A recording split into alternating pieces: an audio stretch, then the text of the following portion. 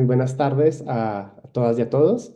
Bienvenidas, bienvenidos, bienvenides al seminario Intuiciones Ambientales 2024, una iniciativa que surge en el contexto de el proyecto PRONACES vinculado a CONACYT, que se lleva desde el laboratorio interdisciplinar, desde el laboratorio transdisciplinar del ambiente de la ENES Morelia, además acompañado por la licenciatura en Historia del Arte. Mi nombre es David Gutiérrez, estoy junto con mis colegas Ivette Peña y Fer Lomelí, quienes estamos en el ejercicio de coordinación de esta plataforma, una plataforma que busca articular la pregunta sobre cómo la investigación artística viene a participar de los problemas agrociviliculturales, agroecológicos, de soberanía alimentaria y de cambio climático, una iniciativa que se ha gestado en el corazón del huerto agroforestal universitario que lidera las colegas de la licenciatura de Ciencias Agroforestales de la ENES Morelia, un laboratorio vivo de corresponsabilidad y de cuidado que se ha estado gestando allí desde el año 2017 y que busca hacer sentir, pensar desde el territorio múltiples prácticas de cultivo y de supervivencias humanas y más que humanas. El seminario recibe el nombre Intuiciones Ambientales, un poco en un filtreo de una pregunta que la doctora Ana Isabel Moreno, una gran cómplice y colega y promotora de estos escenarios, nos hizo a un grupo de artistas e intelectuales hace más o menos un año y medio, a un año, en el contexto de un proyecto que llevábamos llamado Entre Campo y Campo, prácticas artísticas y procesos agrociviliculturales. Nos preguntó en el chat que compartíamos eh, de cómo podríamos entender la intuición y si la intuición era algo que desde las prácticas artísticas podría enseñar o orientar o articular una posibilidad de una nueva percepción de una sabiduría medioambiental. Estuvimos un poco debatiendo bastante ese término y ese término terminó rearticulándose en una pregunta. Entonces, un poco lo que queremos hacer con este Intuiciones Ambientales es recuperar esa pregunta que Ana Isabel nos hizo en ese entonces a través de muchas voces desde Abya Afroamérico, Latinoamérica, con diferentes experiencias situadas entre Paraguay, Ecuador, Colombia, México y diferentes zonas de México, y hoy nos acompañan desde Madrid, España. Eh, un poco tratar de trazar, en vez de tratar de solucionar la pregunta de qué tiene que hacer las artes y la cultura frente a los procesos de soberanía alimentaria, cambio climático y prácticas agrociviliculturales, más bien quisiéramos explorar la posibilidad de ver prácticas y narrar situaciones en las cuales se han dado apuestas de responsabilidad, como plantearía la filósofa norteamericana Donna Haraway. Y tenemos 12 sesiones programadas en el año, 4 conferencias magistrales. Hoy comenzamos con nuestra primera conferencia magistral. Y bueno, me gustaría darle la palabra a mi colega Edith Peña de Agroecólogas en Movimiento, un poco para empezar a dinamizar esta reflexión. Querida, buenas tardes. Buenas tardes a todas, todos y todes. Yo voy a comenzar y mencionando un poema muy corto que escribí pasada la pandemia. Estábamos entre que si salía o no salíamos, ¿no? Y es muy breve, que se llama La carreta. Aún escucho el murmullo del andar, el girar de las ruedas, el ritmo. Es la carreta que sigo imaginando. A las 5 de la mañana en mi mente escucho el balseado. Es la rueda de la carreta que en murmullo va girando. La carreta y el campesino seguirán pasando. Y esto lo traigo aquí justo porque tiene que ver con unos procesos que vamos viviendo en la cotidianidad de la vida. Y desde este lugar quiero agradecer las complicidades que nos suman esta tarde en México, pero también a todas las alianzas que se están tejiendo para encontrarnos, para asistir a este llamado y poner al centro la vida y las intuiciones. Como decimos las mujeres indígenas y mujeres negras, a la cual me considero formar parte, son experiencias encarnadas que nos dicen, nos evocan y nos convocan, pero que sobre todo se sienten en el cuerpo. Entonces, más que nada, darles la bienvenida agradecer a esta respuesta, agradecer todas las complicidades que se van tejiendo, pero también para reconocer que a partir de esto vamos a seguir engarzando nuevos hilos para no solo poner en diálogo, sino seguir transformando desde cada uno de los campos de acción de quienes asistamos a este proceso para fortalecer, tejer, construir y reconstruir otros mundos posibles. Muchísimas gracias y bienvenidas, bienvenidos y bienvenidas. Gracias, Ivette. Me gustaría dar la palabra ahora a nuestro otro colega, Fer Lomelí, que quiere proponer cómo organizar un poco la logística y la dinámica. Querido Fer, Hola, buenas tardes, buenas noches a todas, todes, todos. Muchas gracias por su participación, por estar acá. Teníamos un ejercicio que queríamos proponerles, se puede hacer ahora o durante la sesión. Les voy a pasar un enlace por acá en el chat de Zoom y también en el YouTube. Es para activar unas reflexiones y construir una nube de palabras que después podemos ver. Les cuento algunas cosas de la logística del seminario. Está planeado para suceder más o menos cada 3 semanas. Ya hemos compartido el programa, lo podemos compartir después para actualizarlo. Y tanto David como Ivette ya hablaban un poco de todo lo que convoca, ¿no? Y en el programa hay actividades que van a centrarse en experiencias particulares de trabajo en un huerto en particular, hay otras que tienen que ver con situaciones regionales, otras planetarias, y entonces en ese ir y venir, pues bueno, queremos nutrir todas las experiencias y encontrar, habilitar debates entre pues agroecologías, agrosilviculturas, prácticas artísticas muy diversas, prácticas críticas, teóricas. Me parece que vamos a estar compartiendo enlaces de Zoom para cada sesión o si logramos hacer uno para todas, pues ya lo verán. Em, y bueno, todo queda grabado en el YouTube para quien quiera consultarlo después y si alguien quiere alguna constancia, pues también nos puede escribir y con eso, pues listo, ¿no? Y bien, pues le doy la palabra a David, ¿no? Es básicamente los asuntos generales logísticos. Gracias. muchas gracias.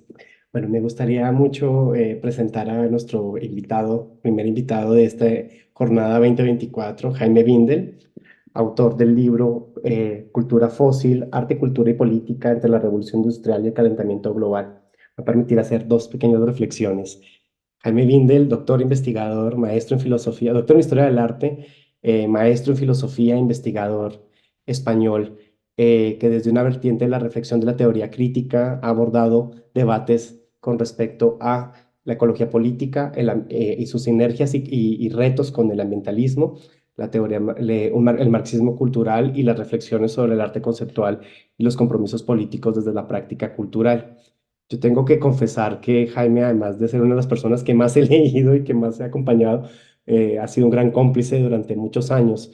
Esta mañana que preparaba cómo organizar la sesión de hoy, recordaba nuestros primeros encuentros desde el año 2008 en Rosario, Argentina, a propósito de una plataforma en la que participamos en común que se llama la Red de Conceptualismos del Sur, que ha tenido muchas variantes y en los cuales hemos estado participando ya por mucho tiempo, pero luego hemos estado como cómplices en otros diferentes escenarios.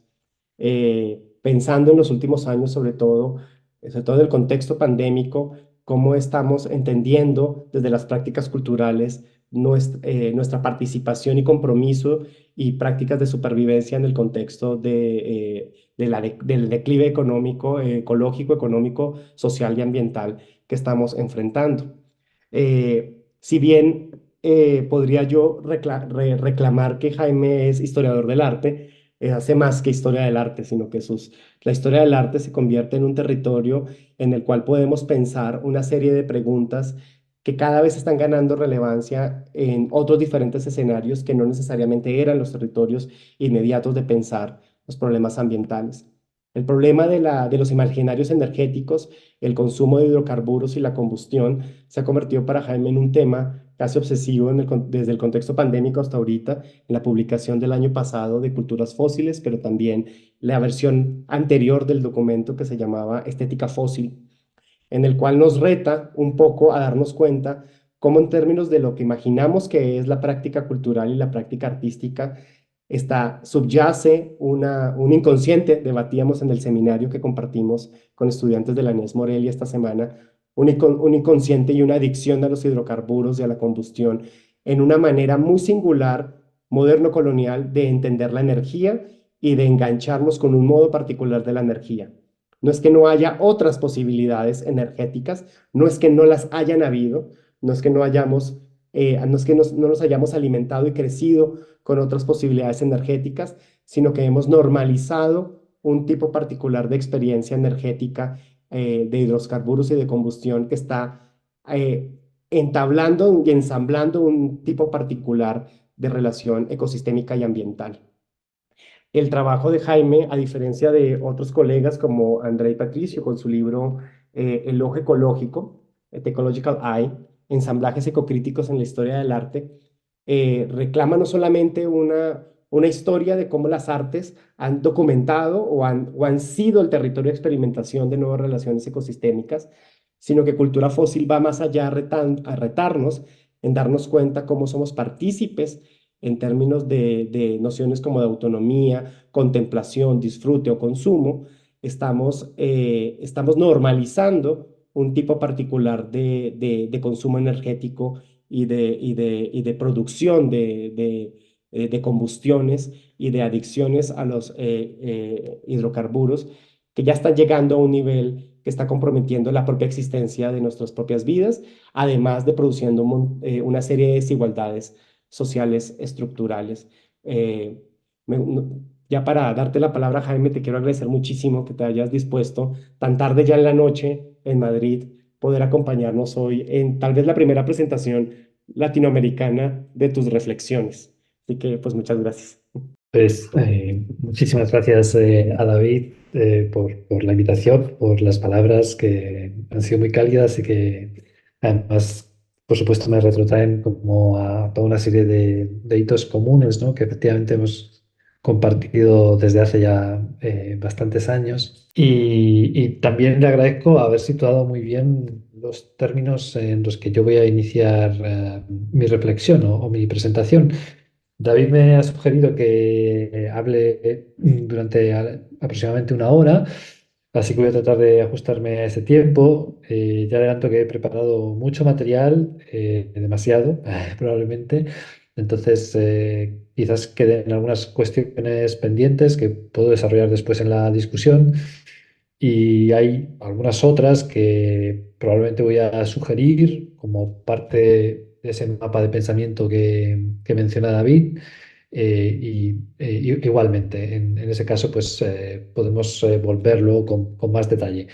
También, y esto es un poco como una cierta marca de estilo, eh, voy a comentar algunas cuestiones que quizás resulten contraintuitivas o que puedan resultar polémicas y sobre las que también podemos volverlo en la discusión.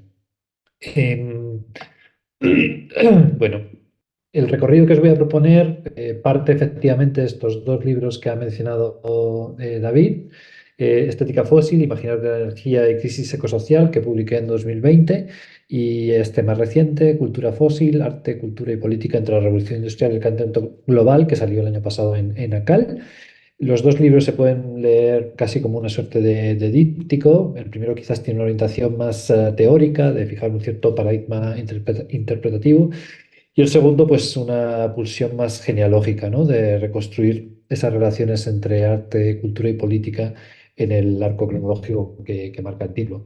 En todo caso, los dos están directamente inspirados, ¿no? En una obra que para mí ha sido muy importante durante los últimos años, desde que pude leerla, que es este libro de Andreas Malm, Capital Fósil, el auge del vapor y las raíces del calentamiento global, que ya está traducido al castellano, y donde Malm plantea una hipótesis muy radical y yo diría que muy original también a la hora de pensar la génesis, ¿no?, histórica del calentamiento global. Desde el punto de vista de Malm, eh, no solo, obviamente, tenemos que descartar todas las explicaciones o las posiciones más bien de tipo negacionista respecto a esa vertiente, ¿no?, de la crisis o de la emergencia ecosocial, sino que debemos avanzar una interpretación de corte sociopolítico del origen del calentamiento global.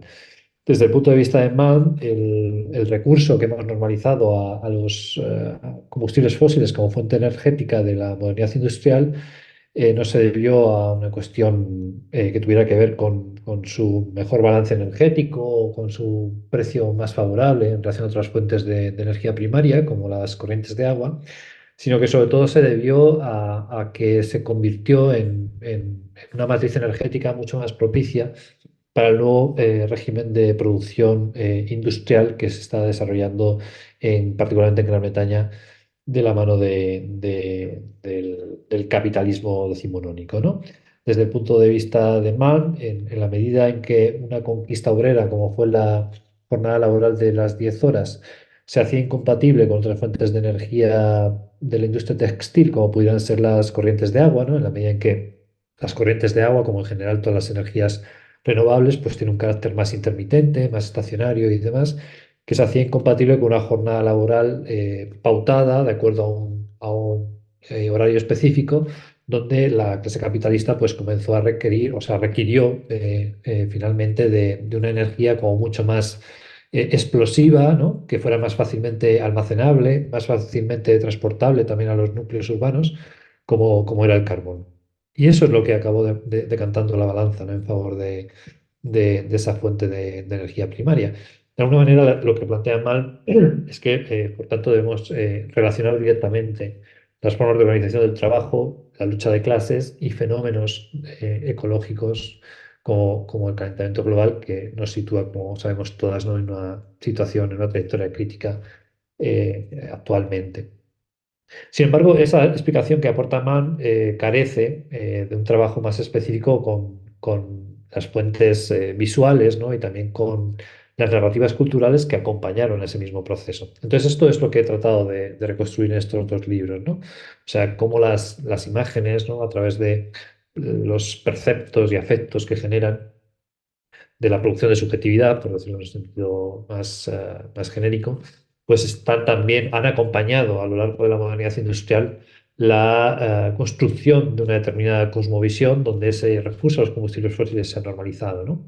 Y lo mismo en el segundo libro, en Cultura Fósil. O sea, lo que hago en Cultura Fósil es analizar, ¿no?, como determinados imaginarios culturales pues han contribuido bien, como digo, a asumir y a hegemonizar, ¿no?, esa visión productivista que se instala de la mano de los combustibles fósiles a partir del siglo XIX, o bien a cuestionarla, ¿no?, buscando también otras vías alternativas, ¿no?, para impulsar, ¿no?, los procesos energéticos que requiere cualquier organización social o incluso también para, bueno, pues cuestionar los diferentes discursos, ¿no?, construidos en torno a esa hegemonía del productivismo de origen fósil. Y bueno, ese es un poco el proyecto, así en líneas generales, que vengo desarrollando. Entonces, para abordarlo, aunque tiene muchos ángulos, pues hoy me voy a centrar en dos específicos, ¿no? Por una parte, en un primer bloque voy a analizar la relación entre modernidad fósil, modernidad cultural y modernidad colonial. Y en un segundo bloque analizaré la relación entre la modernidad fósil, la modernidad cultural y la modernidad política, ¿no? Porque al margen de esa ausencia, ¿no?, en la narrativa, en la genealogía que plantea Malm del capitalismo fósil, de la economía fósil, ¿no?, digo, al margen de la ausencia de un trabajo más específico con las imágenes, con los imaginarios, con los discursos culturales, ¿no?, que es un poco lo que yo he tratado de paliar, ¿no?, en estos dos libros, o más bien de complementar. También es cierto que, y es una cosa de la que se le ha acusado, ¿no?, que se echa en falta la conexión, ¿no?, de esa explicación socioambiental del origen de la modernidad fósil, eh, se echa en falta, digo, una relación más directa, ¿no? Con lo que es el vector colonial, que sea el conjunto de la modernidad industrial, ¿no? Y que, de hecho, la precede, ¿no? Por ejemplo, ha habido críticas pues, desde las ecologías raciales, ¿no?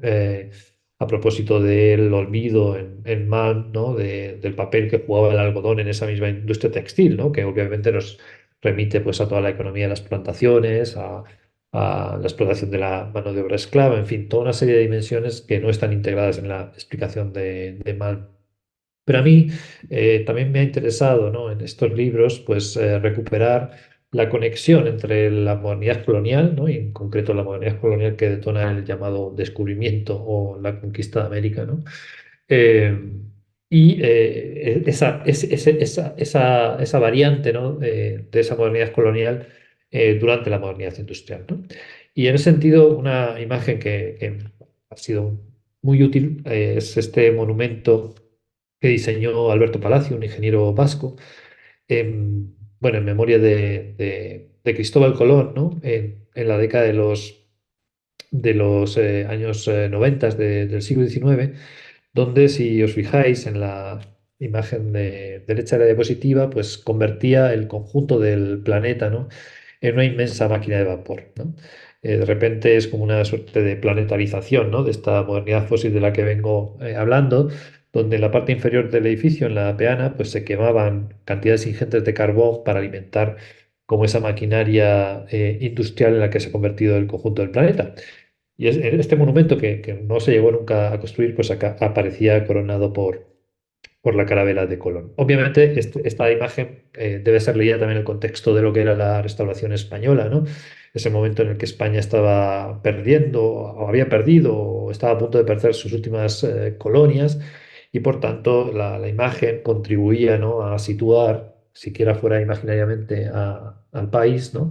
En esta trayectoria de la modernidad industrial que de alguna manera se creía que se estaba perdiendo, ¿no? Es como una obsesión constante de la cultura de la restauración. Este monumento no se llegó a construir nunca, lo diseñó Palacio para, entre otros eventos, para la Exposición Universal Colombina de Chicago en 1893, aunque ya había aparecido antes en un par de revistas. Y es el motivo que ha tomado el diseñador de cultura fósil para situarlo en el emplazamiento en el que está el monumento a Colón que sí se llegó a construir, que es un monumento de Arturo Mélida y Jerónimo Suñol, que se sitúa en el eje de la Castellana, que para quien no conozca Madrid es como una de las avenidas principales de la ciudad y que además conecta directamente, ¿no? En los distritos del poder financiero con la gran manzana cultural de lo que es el Paseo del Prado. Entonces, también me interesa, ¿no? Como en estos libros, explorar esa relación entre algunas imágenes o algunos imaginarios culturales, en este caso detonados a propósito de la construcción del monumento a Colón y esa articulación del poder, ¿no? en la modernidad industrial, hoy en su vertiente, si queréis, financiera, y su conexión también con el mundo de las instituciones culturales, ¿no? En todo caso, como para abundar un poco en esta idea, ¿no? De la conexión o la relación de continuidad y ruptura entre la modernidad colonial y los procesos del nuevo imperialismo que se detonan con la modernidad industrial, y en el siglo XIX, pues me interesaba mucho también pensar esta Gaia fósil de Palacio, ¿no? En relación a una idea que maneja Donald Borster, ¿no? En este libro, Shrinking the Earth, que es muy, muy interesante, ¿no? Él habla de cómo ese llamado descubrimiento de América en realidad ya supuso un alivio ecológico para la sensación que se vivía crecientemente en Europa al final en el tránsito, ¿no? Entre la Edad Media y el inicio del Renacimiento, respecto a haber tocado con los límites ecológicos de ese territorio, ¿no? O sea, la ansiedad que los informes, ¿no? Que se vienen divulgando desde al menos los años 70 respecto a cómo la civilización industrial estaría topándose con esos límites planetarios, en realidad se experimentó muy tempranamente en Europa, ¿no? A finales del siglo XV. Y ya digo que el descubrimiento de América, ¿no? Como terra nullius, ¿no? Como una tierra a que estaba dispuesta para la explotación de sus recursos, ¿no? Pues fue una válvula de escape, ¿no? Para esa sensación.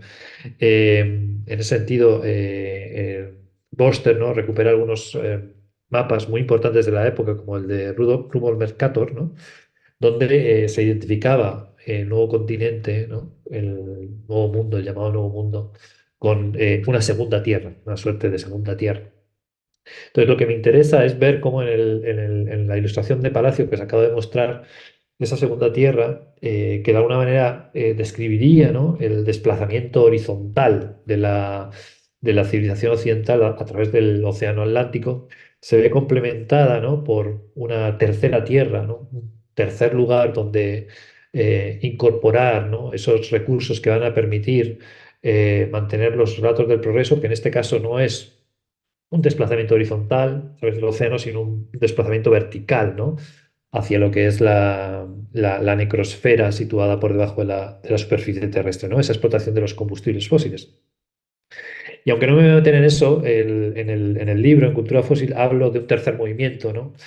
Que también aparece de alguna manera escenificado por el monumento de Palacio, que sería la búsqueda de una tercera o una cuarta tierra, ¿no? En todo lo que es la colonización del espacio, ¿no? Como gran relato también de la modernidad industrial. Y digo que tiene una conexión relativa con el monumento de Palacio, porque en la carabela de Colón, que se sitúa en la cúspide de esa enorme máquina de vapor planetaria, pues había un observatorio, ¿no? Que es como una conexión, ¿no? Con ese cosmos que se va a querer colonizar también durante la modernidad industrial. Entonces, como que esta necesidad, ¿no? De trascender constantemente los límites muestra esa conexión muy clara, ¿no? Entre lo que había sido una modernidad colonial que se retrotrae a ese siglo XV, ¿no? Y esta expansión, tanto a nivel planetario como extraplanetario, que acompaña a buena parte de las narrativas de la modernidad industrial, ¿no? Todo esto que estoy contando en realidad es interesante que está en las propias fuentes de la época. El monumento a Cristóbal Colón de Palacio apareció en una revista muy importante de ese periodo de la España de la Restauración que se llama La Ilustración Española y Americana. Normalmente, digamos, aquí la conexión colonial es evidente. Y pues el boceto, ¿no? de Palacio pues, aparecía escoltado por un texto de Emilio Castelar, que había sido presidente durante la Primera República Española, ¿no? Donde justamente celebraba, ¿no? esa continuidad, esa línea de continuidad entre los logros de la conquista española a través de una figura como Colón y los avances que suponía la modernidad industrial para los relatos del progreso. De alguna manera también se está componiendo aquí esto que denomino como una suerte de estética fósil con un componente, si queréis, nacionalista muy evidente, que por otra parte se situaba también en consonancia con las narrativas que se habían gestado en países como Gran Bretaña mucho antes, ¿no? Por digamos, su carácter avanzado en lo que era el desarrollo de la modernidad industrial, a través de la recomposición, por ejemplo, del paisaje pintoresco en la obra de un Turner, ¿no? Que supongo que es, para quien tenga una cierta relación con la historia del arte occidental, pues una figura muy conocida, ¿no? Y por otra parte, obviamente, este tipo de narrativas también visuales, pues se producían en un momento en el que el nuevo imperialismo, ¿no? estaba en auge, ¿no? Con la conquista y la rapiña, ¿no? de recursos en otras geografías del globo como África, ¿no? Bueno, otro elemento que también trabajo en este último libro, en Cultura Fósil, y que me fascinó especialmente al leer un libro de un historiador que a mí me interesa mucho, que es Peter Linebaugh, es la conexión entre la modernidad fósil, la cultura de consumo y lo que Marx denominaría el fetichismo de las mercancías, ¿no? Una cosa que cuenta en este libro, está traducido al castellano, tenía que haber recuperado la versión castellana, se titula Roja esfera ardiente, ¿no? Y es como una reinterpretación, si queréis, desde una cierta tradición del marxismo, ¿no? Que enlaza directamente con la historia social de Unipi Thompson, de lo que sería el origen del antropoceno, ¿no? Es una narrativa, si queréis, complementaria a la de Malm. Entonces ahí, en este libro, una de las cosas que plantea o que recupera Linebaugh es como la invención del gas de hulla, que es justamente también un elemento fósil, ¿no? Pues se produjo en primera instancia en unas minas, ¿no? En las minas de Cornualles, pero muy rápidamente pasó a su uso tanto en el ámbito de la fábrica industrial para prolongar la jornada laboral de los trabajadores hasta 3 horas, ¿no? Y también en la exhibición de mercancías, ¿no? La primera de esas aplicaciones se dio además en una fábrica tan significativa como Soho Works, que es la fábrica en la que Fulton y Watt, James Watt, el inventor de la máquina de vapor, aunque había habido algunos modelos anteriores, pero bueno, pues exhibieron a las puertas de esa fábrica algunos de estos modelos avanzados, ¿no? Desde el punto de vista tecnológico de esas máquinas de vapor, ¿no? Ahí se utilizó, ya digo, por primera vez el gas de hulla como la iluminación, ¿no? En este caso de esos fetiches tecnológicos que eran las máquinas de vapor, como otro de los grandes símbolos, ¿no? de la modernidad fósil. Y después, esa misma aplicación del gas de hulla se utilizó en Pall Mall, ¿no? Uno de esos grandes malls o, si queréis, pasajes, ¿no? De los que luego hablarían autores como Walter Benjamin, ¿no? Obviamente esa iluminación buscaba un efecto muy determinado, ¿no? De generar una atracción, ¿no? Sensual en el espectador, en el viandante, que por otra parte ocultaba las condiciones en que habían sido producidos esos objetos, ¿no? Y de ahí que Irineu sugiera, ¿no? Esta relación entre los pasajes, el gas de hulla, ¿no? Como esa invención también de la modernidad fósil y esa teoría de Marx respecto al fetichismo de las mercancías, ¿no? Que adquieren vida propia ante los ojos y ante la generación del deseo que experimentan los viandantes, sin que se revelen, ¿no? las condiciones en que han sido producidos, ¿no? Otro de los aspectos que también trabajo en este último libro es cómo esa cultura del consumo, ¿no? Que en realidad, aunque ya de modo prototípico se expande en Europa, ¿no? Generando incluso esta fenomenología expositiva que acabo de mencionar. Digo, en realidad esa cultura del consumo sobre todo se extiende a nivel global después de la Segunda Guerra Mundial, ¿no? Es entonces cuando, sobre todo de la mano de los flujos del petróleo, pues la modernidad fósil pues adquiere como esa implantación en territorios hasta los que no había llegado hasta entonces. Esto da lugar, ¿no? a una interiorización, ¿no? A una presencia libidinal, ¿no? de los combustibles fósiles en la vida cotidiana que pervive hasta hoy, ¿no? O sea, en algún momento en el libro digo que la energía fósil, o sea, que los combustibles fósiles han dotado a la energía de un carácter ideológico, en el sentido de que la ideología actúa de manera como más efectiva allí donde no tenemos o no pensamos o no reparamos en ella, ¿no? Pues lo mismo sucede con la energía. O sea, la energía, o sea, nuestra incapacidad habitual para asumir el carácter limitado de las fuentes energéticas de las que disponemos tiene que ver con la invisibilidad que adquiere la energía en nuestra vida cotidiana, ¿no? O sea, tenemos automatizado el recurso a la energía sin pensar en ningún caso si ese recurso puede estar más o menos limitado en el tiempo. Obviamente esto se da sobre todo en las naciones ricas del planeta, ¿no?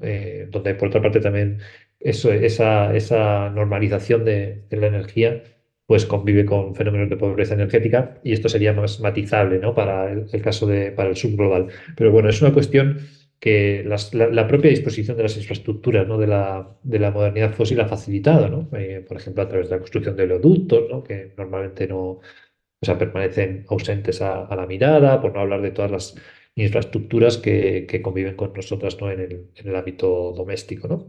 Es justamente esa corporeización, ¿no? de la modernidad fósil, ¿no? A través de las infraestructuras y de la presencia de esas fuentes energéticas en aspectos tan variados como nuestra alimentación, nuestras perspectivas de realización a través de fenómenos como el turismo y demás, la que hace tan difícil volverse contra ella, ¿no? Es como, en cierto modo, también supone volverse contra nosotros mismos, ¿no? Bueno, pero al margen de esa, o sea, en el libro me interesaba poner en relación la idea de la cultura del consumo con el consumo cultural, ¿no? Porque creo que están también muy vinculados, como acabo de sugerir, ¿no? O sea, buena parte de nuestros imaginarios de la vida buena pasan por formas de realización, ¿no? Como por ejemplo el turismo cultural, que son sumamente dependientes de los combustibles fósiles. Eso es algo que también se implanta de modo creciente después de la Segunda Guerra Mundial, ¿no? Con el desarrollo de la aviación civil y otro tipo de fenómenos. Las bienales de arte contemporáneo, por ejemplo, serían claramente un fenómeno absolutamente dependiente de los combustibles fósiles. Pero lo interesante es que en una idea, ¿no? En un boceto como el que eh, os vengo mostrando de Alberto Palacio, esa idea ya estaba presente, ¿no? O sea, si bien he descrito hasta ahora en la parte superior del monumento, lo cierto es que en la parte inferior, en la peana, Palacio diseñó toda una serie de museos, bibliotecas, paseos, restaurantes que se asociaban a esa conversión del planeta en una inmensa máquina de vapor, ¿no? Como si ese vínculo entre cultura y fosilismo, si queréis, entre tiempos de ocio y combustibles fósiles, también se estuviera ya gestando en ese momento, ¿no? Y de hecho, en la parte derecha de la diapositiva os traigo un fragmento del plan de viabilidad económica que el propio Palacio redactó en paralelo al proyecto de monumento y donde los réditos, ¿no? de su construcción se relacionan directamente con la explotación turística. O sea, digamos que hay como un elemento ahí, ya, si queréis, visionario que me parece también muy, muy interesante. Y por otra parte, no lo he subrayado hasta ahora, pero porque luego me voy a entrar en ello, pero a su vez, obviamente, este monumento de Palacio estaba muy vinculado con un fenómeno claramente eh, como definidor, ¿no? De lo que era la cultura de la modernidad industrial, ¿no? Que eran las exposiciones universales, ¿no? Y que contribuyeron, ¿no? de diversas formas que voy a tratar de explicar así de manera muy sintética, a consolidar una cierta fractura estética, ¿no? Una fractura, digamos, en la sensibilidad, ¿no? Por ejemplo, entre la experiencia que tenían los trabajadores o trabajadoras que producían esas mercancías y el modo en que las visualizaban en el espacio de las exposiciones universales, ¿no? Una cosa que, por ejemplo, planteaba Walter Benjamin a propósito de las exposiciones de la industria, que fueron como una suerte de precedente de las grandes exposiciones universales del 19 y que habían sido impulsadas particularmente por los sansimonianos, ¿no? Era que convertían a los mismos trabajadores que habían producido esas mercancías en espectadores pasivos de las mismas en el espacio de la exposición industrial, ¿no? Despojándolos además de cualquier tipo de agencia política, ¿no? Esto es algo que molestaba claramente a Benjamin, ¿no?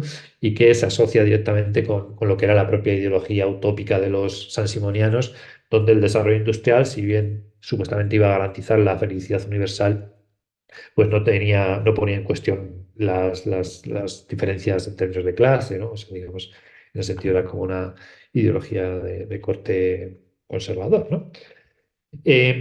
Y bueno, esto mismo, probablemente donde este tipo de contradicciones, ¿no? Y este tipo de relación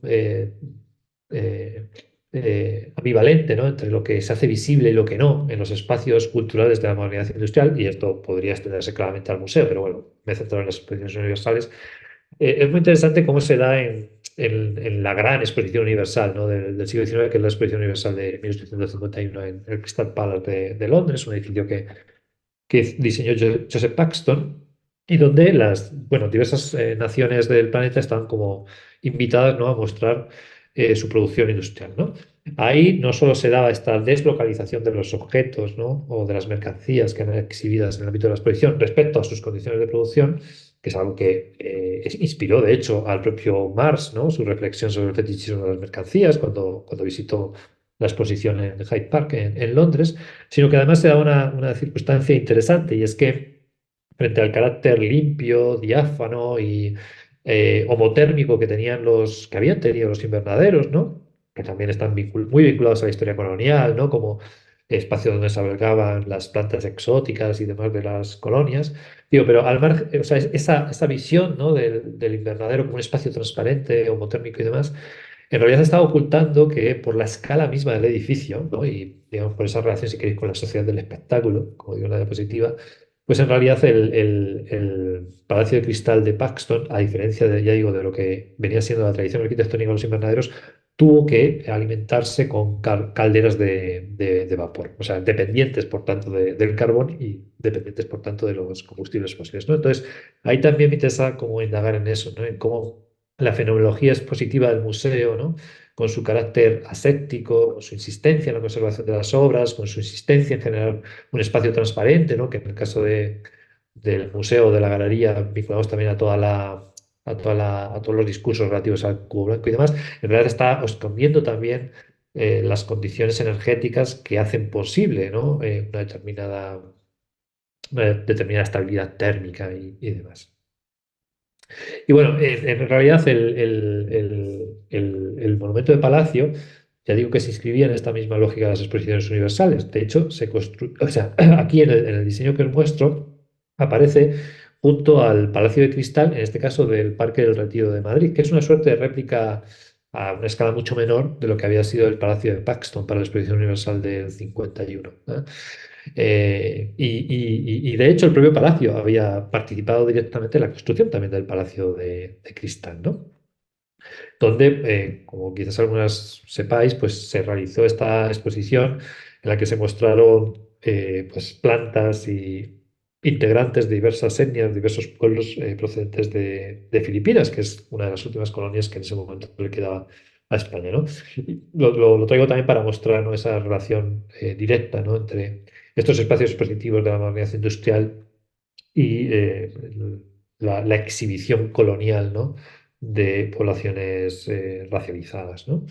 Eh, es interesante porque obviamente se mostraban casi como una suerte de ready-made, ¿no? Que eh, no reflejaba en ningún caso, ni tan siquiera desde una perspectiva etnográfica, cuál era la realidad de esos pueblos en las colonias, ¿no? Y bueno, os traía aquí un libro que me parece muy fascinante de Eduardo Romero, que es un escritor asturiano que pone en relación las formas del capitalismo fósil, ¿no?, en Colombia y Asturias, justamente porque su título, ¿Cómo va a ser la montaña un dios?, alude, ¿no?, a las cosmovisiones de algunos pueblos indígenas de Colombia que se están resistiendo actualmente, ¿no?, a los megaproyectos mineros en ese país de América Latina, ¿no?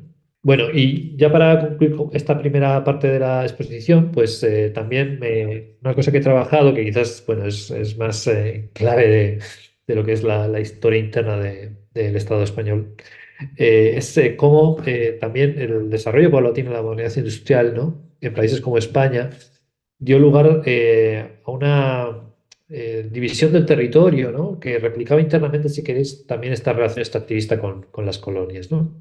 En el caso de España, lo que sucedió es que algunos polos industriales, particularmente en el País Vasco, en Euskadi, pero también en Cataluña, comenzaron a concentrar crecientemente la industria, ¿no? Mientras que otras zonas del interior pues empezaron a suministrar carbón, ¿no? O sea, lo que era el material, o sea, el mineral energético que requerían las acerías, la industria siderúrgica y metalúrgica, ¿no? Comento esto porque anteriormente había habido otros experimentos donde las zonas extractivas también habían desarrollado pequeños núcleos industriales y esto fue cambiando radicalmente con el paso del tiempo.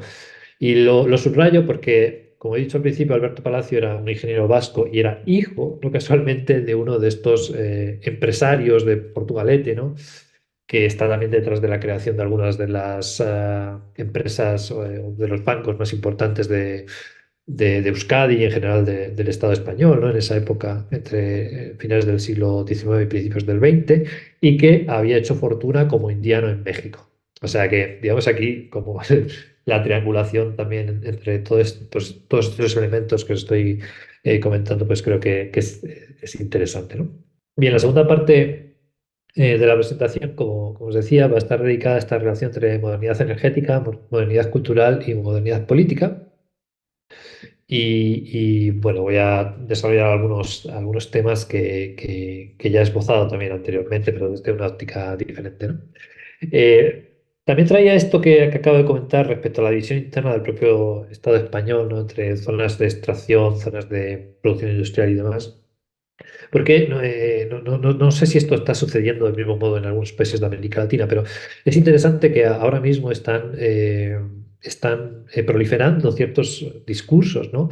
A propósito de la transición a las renovables, a la eólica y la fotovoltaica, que hablan de cómo se estaría produciendo una relación de colonialismo interno en la medida en que esas grandes instalaciones se están implantando sobre todo en zonas de la llamada España vacía o España vaciada, que es esa España del interior, ¿no? Que ya en su momento, durante la modernidad fósil, pues había suministrado carbón a los núcleos industriales, a las grandes ciudades y demás, ¿no?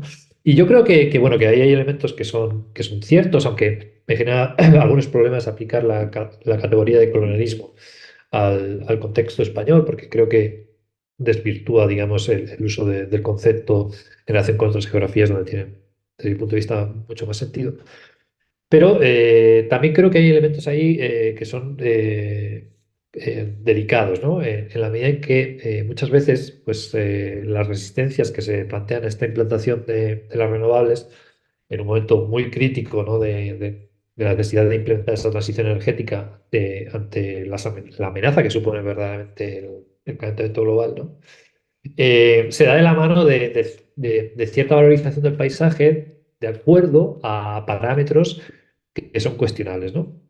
En particular, creo que la visión hegemónica del paisaje sigue siendo muy deudora, ¿no? De la construcción del paisaje pintoresco, que en realidad, y esto lo paradójico, es un fenómeno propio, un fenómeno cultural propio de la modernidad industrial, ¿no? O sea, el paisaje pintoresco básicamente responde a una visión urbana, burguesa, de quien ya no tiene contacto con una naturaleza que ha perdido, ¿no? Y que idealiza, y sobre la que proyecta una serie de valores, ¿no? La armonía con el espacio natural, ¿no?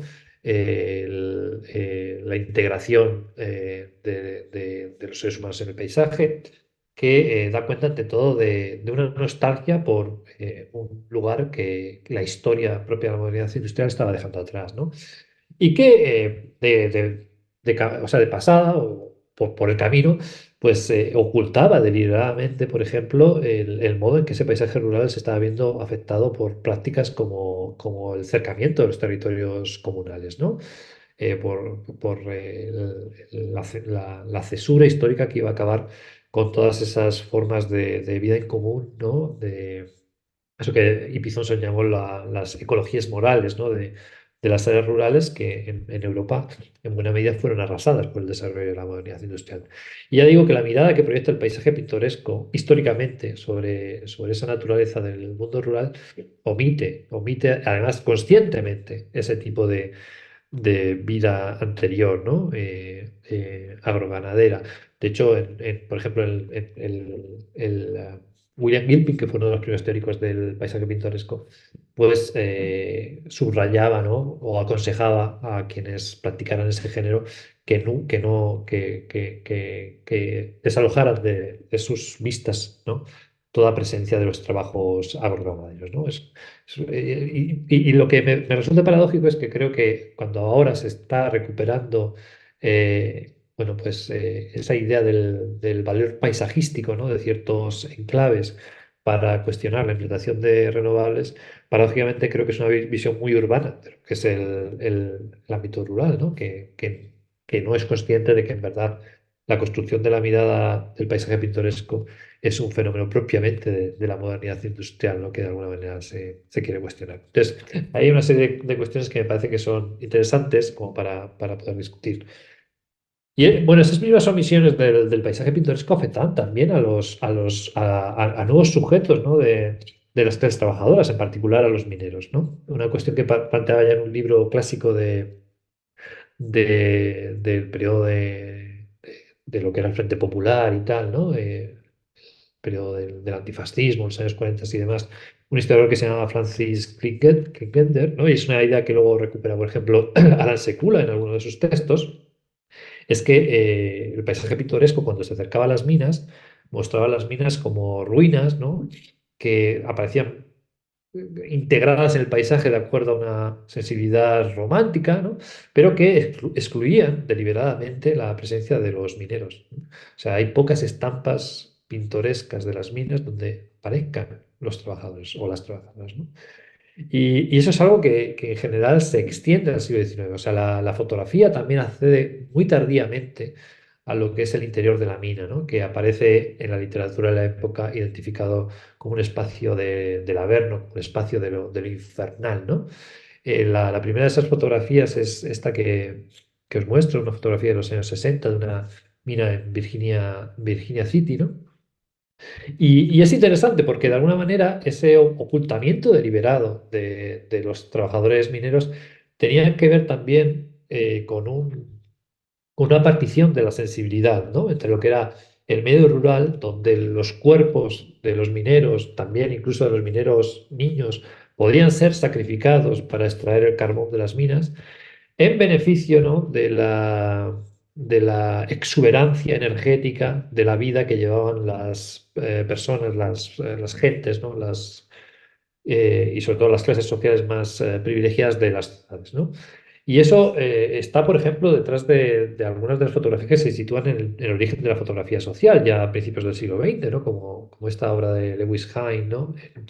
Un reportaje sobre la situación de las minas de Pittsburgh, donde no solo está denunciando el trabajo infantil, sino que lo que está mostrando finalmente al espectador urbano es una mirada que le interpela, ¿no? Le interpela como diciendo, bueno, estos cuerpos, los cuerpos de estos niños están siendo sacrificados para que pues en las ciudades se mantenga un nivel de vida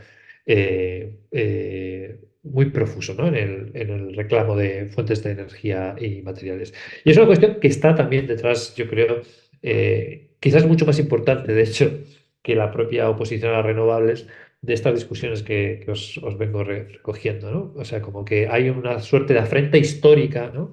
Que de alguna manera se remonta a esos cuerpos sacrificados, ¿no? Donde el medio rural se posiciona frente al medio urbano, ¿no? Y esta es una cuestión que también atraviesa, como digo, este despliegue de la modernidad fósil. Y lo dicho para las minas sirve también para las fábricas, ¿no? Hay muy pocas imágenes de las fábricas industriales durante el 19, ¿no? De esas fábricas que habían transitado, como os comentaba al principio de la charla, a un modelo basado en los combustibles fósiles. El arte, ¿no? La representación tarda mucho en acceder a esa realidad, ¿no? Y cuando lo hace, nuevamente abunda en estos imaginarios infernales, ¿no? Hay un libro de William Clare Roberts que es muy interesante, donde él muestra la inspiración que tuvo Marx en la obra de Dante, en la Divina Comedia de Dante, para pensar la estructura discursiva y argumentativa del capital, ¿no? O sea, el capital al final aparece un descenso a los infiernos, ¿no? A los infiernos de la producción de la plusvalía, los infiernos fósiles de la producción de la plusvalía, puesto que eso era la fuente energética fundamental en el siglo XIX, para, a través de una serie de luchas obreras, por ejemplo, por la reducción de la jornada laboral y demás, salir del otro lado, ¿no? A través de la revolución, ¿no? O sea, digamos, hay algo ahí como de estructura en la que se sucede en el infierno fósil con el purgatorio, si queréis, de la revolución comunista, ¿no? Bueno, esa misma idea creo que es interesante plantearla incluso para quienes se han acercado, ¿no? A la cuestión de la invisibilidad del trabajo industrial ya en el periodo en el que los procesos industriales pues, se habían electrificado, ¿no? Y ahí una cosa que también trabajo en el último libro y que me resultó como muy estimulante es pensar, ¿no? esta paradoja, ¿no? que subraya Harun Farocki en su película Trabajadores saliendo de la fábrica, ¿no? O sea, cómo el origen del cine hace visible, ¿no? La salida de los trabajadores, a la vez que oculta de manera permanente lo que sucede dentro de la fábrica, ¿no? Y toda la película de Farocki versa en torno a esta cuestión, ¿no? O sea, cómo la invención del cinematógrafo, ¿no? A la vez que hace posible la promesa de tornar visible el conjunto del mundo además a fragmentos crecientes del cuerpo social, sin embargo, le hurta la posibilidad de acceder a la toma de conciencia sobre las relaciones sociales, ¿no? que se dan al interior de la fábrica, en un momento en el que obviamente también esa modernidad industrial pues reclamaba crecientes inputs de energía y materiales, ¿no? Entonces, esta es una cuestión que también he reflexionado en el libro. Y bueno, un poco también en sintonía con esto último que acabo de comentar, Otro tema que me ha interesado trabajar y sobre el que me gustaría volver en el futuro es la relación entre la modernidad fósil y la modernidad política, ¿no? Y en concreto, cómo el desarrollo industrial, en la medida en que también fortalece, ¿no? La presencia de las masas concentradas en las ciudades, ¿no? Por esa cuestión que comentaba hace un rato, ¿no? El hecho de que los combustibles fósiles, en particular el carbón, fueran mucho más fácilmente transportable y almacenable en las ciudades que, por ejemplo, las corrientes de agua, pues tendió a generar un modelo industrial concentrado frente a un modelo industrial más distribuido, como el que podían fomentar las corrientes de agua, ¿no? Y en ese sentido es interesante que la primera fotografía, ¿no? De una manifestación política, y esto es lo que me interesa subrayar, ¿no? O sea, la relación entre la fotografía como una técnica de reproducción de la imagen, los procesos industriales basados en el carbón que facilitan la concentración de masas trabajadoras en las ciudades, tienen un vínculo directo. La primera manifestación, o sea, la primera fotografía de una manifestación política es una fotografía realizada por William Edward Kilburn en el año 1848, es decir, justo un año después de que de que se consiga la jornada laboral de 10 horas, ¿no? A la que aludía al principio cuando planteaba la hipótesis de lectura, ¿no? Del origen de la modernidad fósil en la obra de Mann. Es que, de hecho, quien estaba detrás de esa conquista de la jornada laboral de las 10 horas era el movimiento cartista, que es como uno de los gérmenes más importantes del movimiento obrero británico, es también el que aparece en esta fotografía, ¿no? En una gran concentración. En este caso, reivindicando el sufragio universal masculino ante el Parlamento británico, ¿no? O sea, hay una relación ahí directa, como digo, entre el desarrollo industrial, la política de masas y estas técnicas de reproducción de la imagen, que después, si queréis, en el momento en que ya se han electrificado los procesos industriales, ¿no? Pues es releída también por los procesos revolucionarios. O sea, creo que, por ejemplo, este fotograma de una película sobre la que ahora voy a volver, ¿no? El hombre de la cámara de Bertov, puede ser interpretada en ese mismo sentido, ¿no? O sea, qué relación se establece, ¿no? Entre el desarrollo industrial, que era uno de los grandes vectores de la Revolución Soviética, la presencia de las masas en el espacio público y técnicas de reproducción de la imagen como la fotografía o el cine, en las que se depositaba como una aspiración emancipadora, ¿no? En ese sentido, obviamente, el texto de referencia, como supongo que todas las que tengáis una cierta familiaridad con la teoría del arte, pues conoceréis, es este ensayo de Walter Benjamin, la obra de arte en la época de su reproductividad técnica. Y ahí, o sea, desde mi punto de vista, creo que es muy interesante, ¿no? Analizar pues, las tensiones, ¿no? Que él planteaba entre la politización comunista del arte, ¿no? De la cual sería parte justamente Bertov, y la estetización fascista de la política. Pero al margen de las diferencias, ¿no? Que se podrían resumir básicamente en que la politización comunista del arte conducía a facilitar la autorrepresentación de las clases populares o al modo en que la introducción de técnicas como la fotografía o el cine podían incluso detonar acontecimientos políticos, ¿no? Siempre se cita, lo citaba el propio Benjamin, de hecho, esta película sobre las huelgas mineras en Borinach, una población de Bélgica, que filma Joris Ivens, ¿no? Y resulta que cuando Ivens va a recrear una de esas huelgas con los mineros, pues hay otros mineros que pasan por allí que no saben que aquello es una recreación y lo que se detona es un acontecimiento político en la forma de una manifestación espontánea, ¿no? O sea, digamos, y frente a esa política comunista del arte, Benjamin establecía los parámetros, ¿no? De lo que sería la estilización política de la política, perdón, la estilización fascista de la política, ¿no? Pues inspirada por documentales, ¿no? Como El triunfo de la voluntad de Leni Riefenstahl, donde las masas, lejos de emanciparse a través de la técnica, lo que hacían era supeditarse a ella, ¿no? En esta disposición en el espacio, ¿no? De los grandes mítines de Nuremberg, de acuerdo a una adhesión aclamativa, ¿no? A la figura del Führer y demás. Pero lo que me interesa es que en realidad las dos películas, aunque ya forman parte de la era neotécnica de la electricidad, muestran también una relación genealógica directa con lo que había sido la modernidad fósil y con lo que seguía siendo la modernidad fósil, ¿no? En el caso de Bertov, a través, digamos, de ese paralelismo, ¿no? Entre lo que es el montaje cinematográfico, a través de la cámara, de su operador de cámara, de Michael Kaufman, y la locomotora, ¿no? Que viene hacia él como símbolo del progreso heredado directamente del siglo XIX. Y en el caso de Leni Riefenstahl, la película, ¿no? De Triunfo de la Voluntad, si lo recordáis, se inicia con un vuelo en avión del Führer, de Hitler, que desciende, ¿no? Desde los cielos hasta la ciudad para pronunciar ese mitin. Por cierto, en una narrativa visual que reprodujo hace muy poco Donald Trump. Bueno, y ya voy a ir adentrándome en la parte final de mi exposición. Ya digo que he dejado algunas cosas en el tintero sobre las que luego podríamos volver con más detenimiento, ¿no? Eh, También a propósito de cómo estas imágenes que os acabo de mostrar pues están finalmente redefiniendo, ¿no? el concepto de soberanía, ¿no? De la modernidad política, pero bueno, luego podría volver sobre esa cuestión.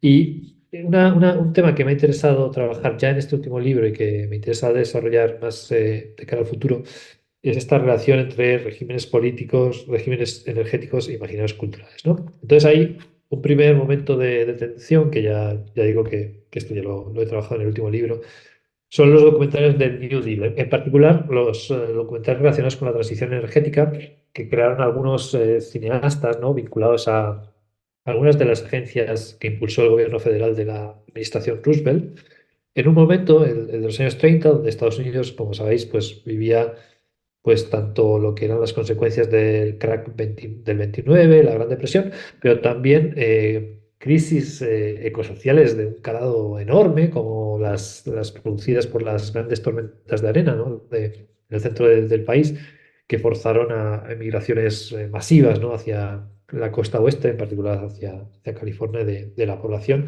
ante el arrasamiento de los suelos, ¿no? Que quedaron en muchos casos infértiles y demás. Pero al margen de esto, en ese momento también la administración Roosevelt estaba manteniendo un conflicto muy fuerte con el capitalismo fósil, con las grandes corporaciones del negocio fósil, como la Standard Oil, por ejemplo, y otras.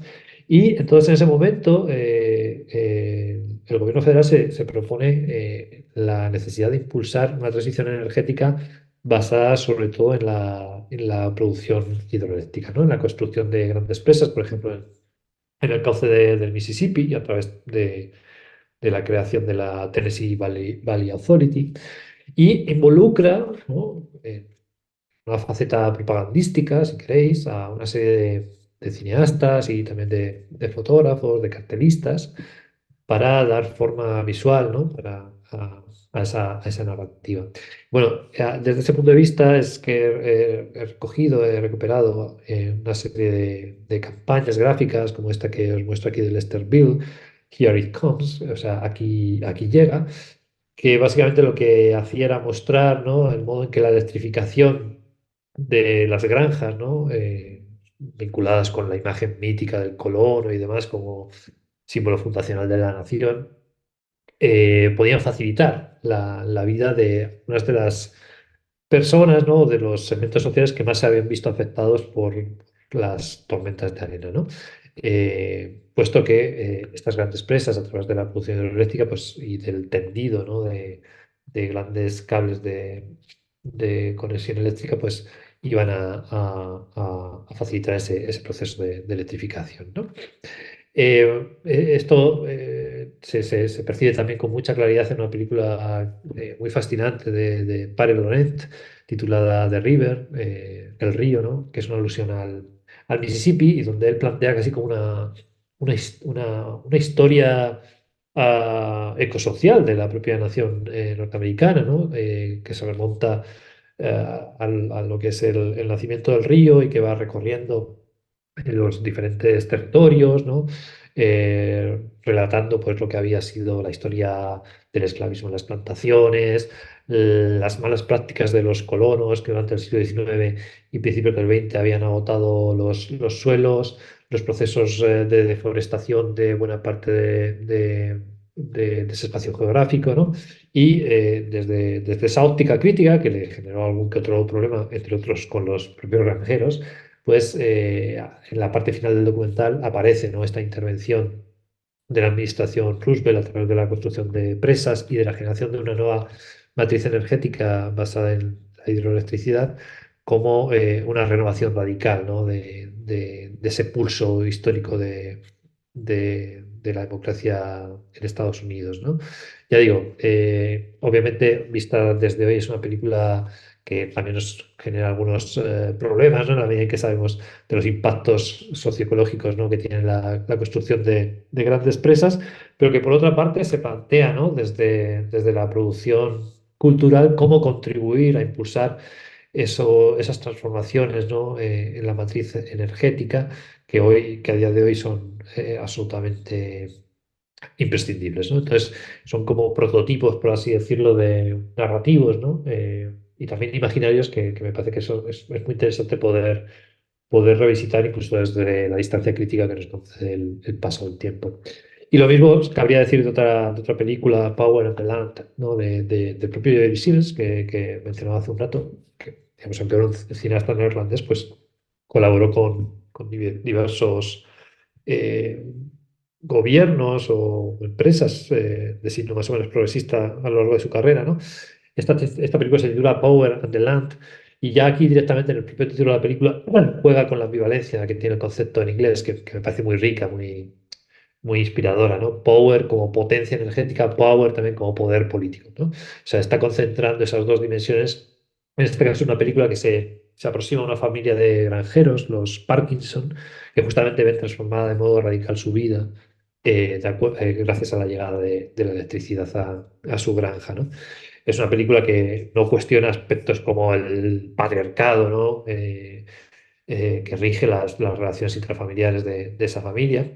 Pero sin embargo también muestra otros elementos interesantes, ¿no? Desde el carácter de base, ¿no? de la democracia estadounidense en algunos territorios, ¿no? Que recela en principio las medidas que pueda tomar el gobierno federal, hasta el punto de que una de las escenas de la película muestra cómo algunos emisarios, ¿no? de la administración Roosevelt tienen que convencer a los granjeros de las bondades de este plan. Y luego también tiene elementos desde mi punto de vista como muy deslumbrantes, ¿no? Hay un momento en que cuando se está erigiendo uno de estos grandes postes para el tendido eléctrico, la voz en off que narra la película habla del nuevo árbol de la libertad, ¿no? Entonces, es interesante porque, más allá de lo que podamos pensar, sin duda, respecto a esos relatos de la libertad basados en la colonización, en el colonialismo de frontera y demás, lo cierto es que estas películas tienen como la inteligencia, ¿no? De inscribirse en elementos heredados en elementos culturales heredados de la historia nacional para otorgarles un nuevo sentido de época, ¿no? Y creo que esa es una cuestión que es interesante también para pensar la cuestión de la hegemonía, ¿no? Y su relación con la transición ecosocial. Y otro de los ejemplos, ya voy avanzando un poco más rápido, sobre los que estoy trabajando, de cara en este caso ya a un nuevo libro, son las películas que realizó Hermano Olmi, que es un cineasta italiano de mucho prestigio, ¿no? Que es el cine de autor, ¿no? De hecho ganó la Palma de Oro en Cannes y demás, pero empezó su carrera como otros cineastas, por ejemplo, Jean-Luc Godard o el propio Alain René, ¿no? Hicieron trabajos de este tipo de cine corporativo, ¿no? En el caso de Olmi trabajando para la Edison Volta, que era una empresa de producción de electricidad muy importante en la Italia de la posguerra. Y lo que hace es, bueno, toda una serie de películas muy bellas, la verdad, tremendamente bellas, sobre la construcción de grandes presas alpinas, ¿no? Como parte de estos relatos del milagro económico, ¿no? de la posguerra italiana. Es interesante porque también integra toda una narrativa muy problemática, sin duda, desde nuestros ojos particularmente, a propósito de la relación entre esas grandes infraestructuras hidroeléctricas y la memoria del antifascismo, ¿no? Hay un pasaje de una de las películas que realiza para Edison Volta Hermano Olmi, donde dice, estos mismos paisajes presenciaron la confrontación entre hermanos, ¿no? Obviamente se está remitiendo a la confrontación entre los partisanos y los camisas negras, ¿no? Las tropas invasoras alemanas y demás en esos lugares de los Alpes. Dice, y cuando la única confrontación real que ha de darse es la que enfrenta al hombre con la naturaleza, ¿no? Y desde ahí, obviamente, las presas aparecen como un elemento de dominio. Y es interesante porque está, de alguna manera, construyendo, ¿no? ese relato del milagro económico y de las infraestructuras energéticas sobre el olvido del antifascismo. Aunque te digo que Olmi, en verdad, es un cineasta que luego se ha caracterizado por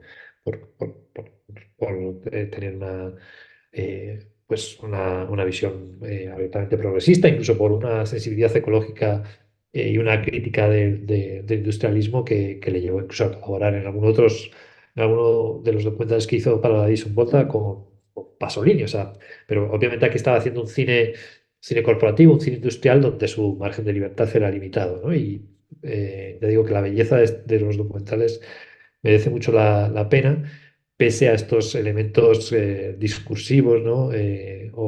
O de imaginario claro, son sumamente cuestionables, ¿no? Y que de hecho, en paralelo, ¿no? Los propios cineastas del Partido Comunista Italiano o del Partido Socialista Italiano estaban atacando, ¿no? En la medida en que estas grandes empresas como la Edison Volta tenían vínculos también con el poder democristiano, ¿no? Y esas críticas se terminaron de consolidar, ¿no? Con motivo de una tragedia que tuvo lugar en Italia en el año 1963, cuando una de estas grandes presas alpinas, la presa de Bayont, sufre una ola como motivo de un desplazamiento de tierras que mata a más de 1.500 personas del pueblo que se situaba a los pies de la presa, que se llama Longarone, adquiriendo una potencia que me comentaba el otro día un investigador italiano, fue varias veces superior a la bomba Hiroshima, ¿no? Entonces, eso obviamente cuestiona los relatos que se habían fraguado en torno a las películas de Olmi y que identificaban a estas grandes presas como un símbolo de ese progreso, ¿no? Y de ese milagro económico de la posguerra. Bueno, otro de los casos de estudios sobre los que estoy trabajando es el español, donde a diferencia, digamos, de Italia, en la que, pese a esto que acabo de comentar, el antifascismo era el elemento legitimador, ¿no? de esa democracia de posguerra, de lo que es la Primera República, ¿no? De hecho, es una constitución que sigue vigente hasta el día de hoy. En el caso español es muy diferente, ¿no? O sea, nos encontramos ante un régimen que tiene que buscar una salida autárquica, ¿no? Después de la guerra civil, en base a un aislamiento internacional relativo, pero aislamiento internacional. Y entonces hay justamente el recurso al carbón, por un lado, y a la construcción de embalses, por otro, es como el stock energético que garantiza esa autonomía, ¿no? del franquismo en su primera etapa, antes de abrirse a los flujos internacionales de las inversiones capitalistas ya a finales de los 50 y principios de los 60. Entonces, ese es otro de los casos de estudio que estoy trabajando, ¿no? Los imaginarios del carbón y de las presas hidroeléctricas durante el franquismo.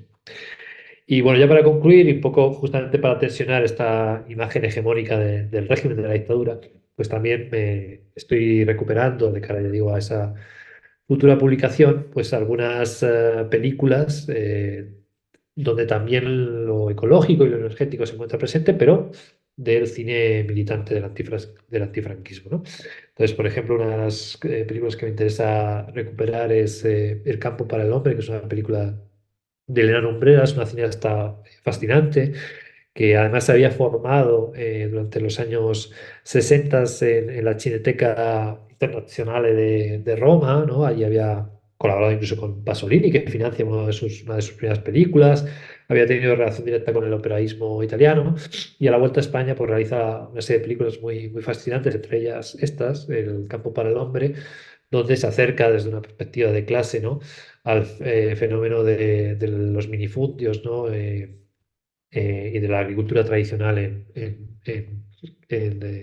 regiones de España como Galicia. Además lo hace desde una metodología de la producción del relato cinematográfico que justamente incorpora, digamos, esa influencia del operaísmo italiano, ¿no? Que como sabéis, pues tenía mucho interés en promover la encuesta obrera, la coinvestigación, o sea, dar la voz a los propios trabajadores al margen de las instituciones más o menos oficialistas, como los sindicatos o el propio Partido Comunista. Bueno, eso lo lleva también a su metodología cinematográfica General Lumbreras. Entonces, el relato de esta película está gestado ante todo a través de estas entrevistas que realiza a las agricultoras gallegas. Y digo agricultoras porque justamente la fuerza de trabajo femenina tenía mucha, mucha importancia en esos minifundios que se empezaban a ver como amenazados por la extensión de la agroindustria en el Estado español, ¿no? Y luego, bueno, otra de las películas sobre las que me interesa trabajar es una película de Llorens Solé, que es un cineasta valenciano que se titula Montenoso, que también, bueno, había sido pareja, de hecho, de Elena Lumbreras y compartía un poco estos modos de hacer, ¿no? Que en este caso, pues denuncia la invasión, ¿no? de los a través de la plantación de eucaliptos, ¿no? De lo que habían sido los montes comunales, los montes de gestión comunal en esa misma zona de España, en Galicia.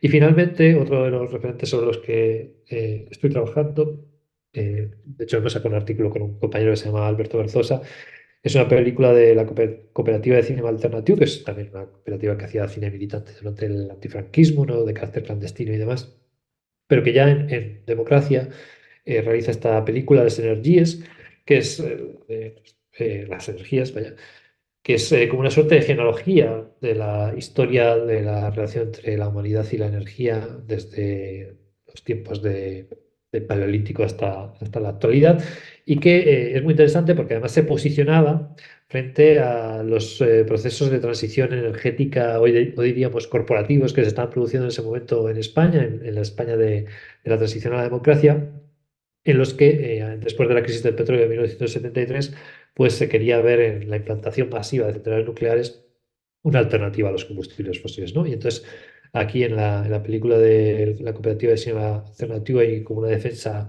en fin, poderosa, ¿no? De las energías renovables, ¿no? Desde un modelo, yo diría que más artesanal que industrial, ¿no? De pequeñas instalaciones vinculadas al consumo directo y demás, y un componente muy utópico, pero que es interesante como en la medida en que también refleja la emergencia del propio movimiento ecologista en el contexto español durante esos años.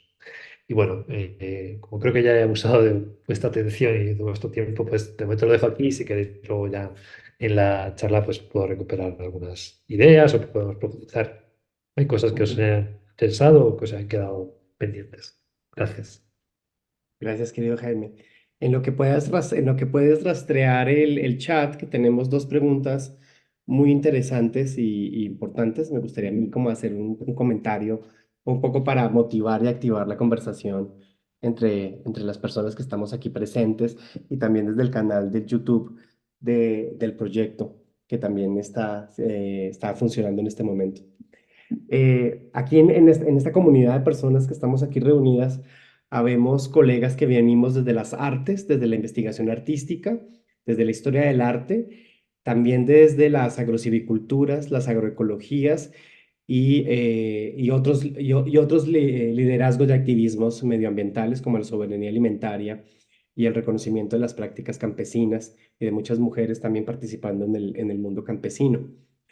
Tal vez la invitación y la provocación de invitarte a conversar y hablar y que nos contaras la estructura del proyecto intelectual que has estado haciendo ya por más de 5 años, desde la revista Revisiones, el libro Estética Fósil, ahora Cultura Fósil y las otras cosas que nos seguirás compartiendo, Carmen, que seguiremos leyendo, nos ayudan a hacer una convergencia que cada vez es más urgente.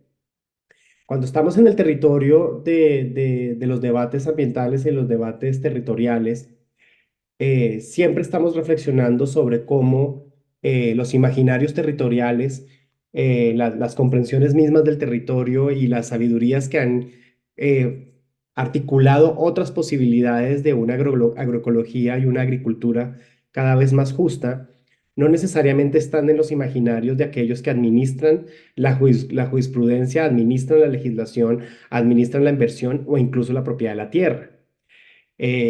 Siempre nos preguntamos como de cuáles son esos imaginarios, cuáles son esas nociones de territorio, cuáles son esas nociones de producción de energía que le dan sentido a la normalización de la agricultura industrial. Yo siento que tu trabajo, Jaime, nos ayuda a, a, a rastrear las imágenes y los imaginarios que producen esas imágenes, cómo son esos contextos de sentido que se ven manifiestos en las imágenes que como tú bien lo planteas, organizan la normalización de una modernidad colonial. O sea, cómo las imágenes y cómo las producciones estéticas nos ayudan a entender cómo se ha normalizado la idea de productividad y de intensificación, la normalización de los consumos energéticos los altos consumos energéticos y la aceleración de la producción agroindustrial, que están, digamos, paralelos o están en las entrañas de la aceleración energética y y la aceleración de los modos de producción. Eh, Cuando te escuchaba te estaba escuchando y reflexionaba sobre la lectura de tu libro, me trae también como algunos elementos que quisiera proponer como enclaves reflexivos para ese trabajo que estamos haciendo, esta extraña comunidad que está convergiendo aquí. Cuando nos invitas a pensar, por ejemplo, las nociones de cultura de consumo con consumo cultural. Eh, Claro que ahí podríamos incluso estar pensando en qué tipo de prácticas y circunstancias de alimentación, acceso y y culturas de soberanía alimentaria tenemos completamente normalizados y cómo entonces desmontar ese tipo particular de experiencia de consumo, qué tipo de cultura de consumo tenemos hasta en nuestra vida alimentaria, que está completamente cuestionando la propia supervivencia de nuestros cuerpos o incluso las maneras en que nos articulamos comunitariamente. Tu pregunta sobre el turismo cultural es una pregunta urgente porque en algunos de los contextos de muchos de los movimientos campesinos y agroecológicos se ha estado conversando en alternativas al turismo. En la Enes Morelia, Max Kiefer lleva un poco esas reflexiones en turismos ecológicos y turismos ambientales que no es que no tengan impacto, sino que a su vez buscan reducir esos impactos y articular otro tipo de economía solidaria en términos de las ganancias y la construcción de experiencias para el turista que también le hagan percibir de otra manera el territorio, pero cómo nuestras propias nociones de cultura, nuestras propias nociones de consumo han normalizado cierto tipo de prácticas de turismo como en muchas de las cosas que nosotras y nosotros hacemos, incluso esta misma transmisión por Zoom, que está organizada a través de un dispositivo económico a base de litio, tiene a su vez una serie de consecuencias con respecto a lo que estamos haciendo material y anímicamente con el mundo, del cual a veces no nos damos cuenta y no estamos incluso teniendo la capacidad un poco de reflexionar al respecto.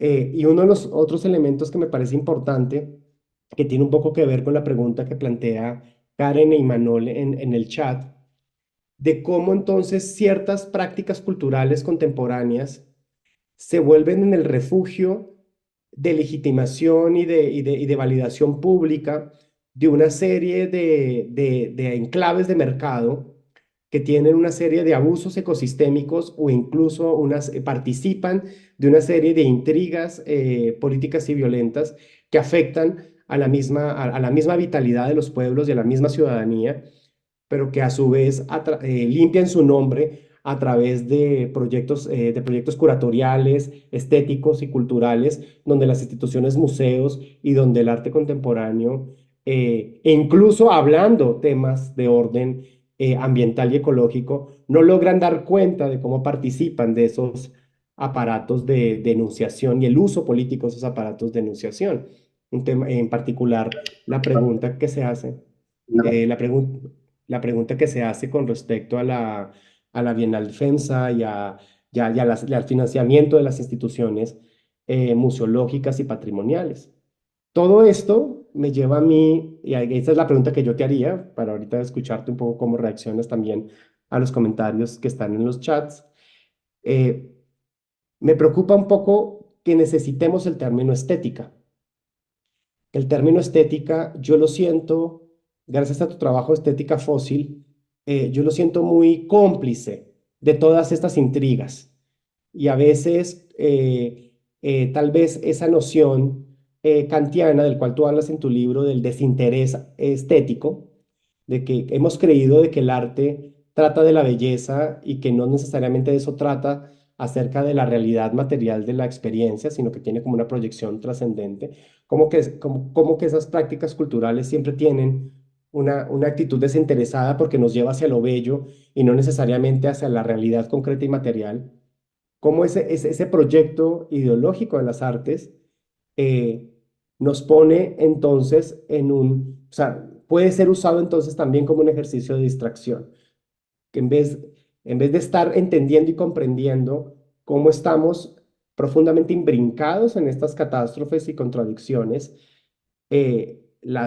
los dispositivos artísticos y estéticos terminan siendo también una manera como de distraer la atención y la comprensión sobre estas circunstancias. Me preocupa mucho porque en algunos debates que hemos tenido en los últimos años en México, particularmente en la relación entre agroecología, soberanía alimentaria y arte, ha habido una defensa del término estética como una defensa del término lo bello, de que hay que apoyar, hay que apoyar a la belleza. No sé, me pregunto qué tipo de belleza entonces sería la que nos ayudaría a tener una perspectiva más crítica.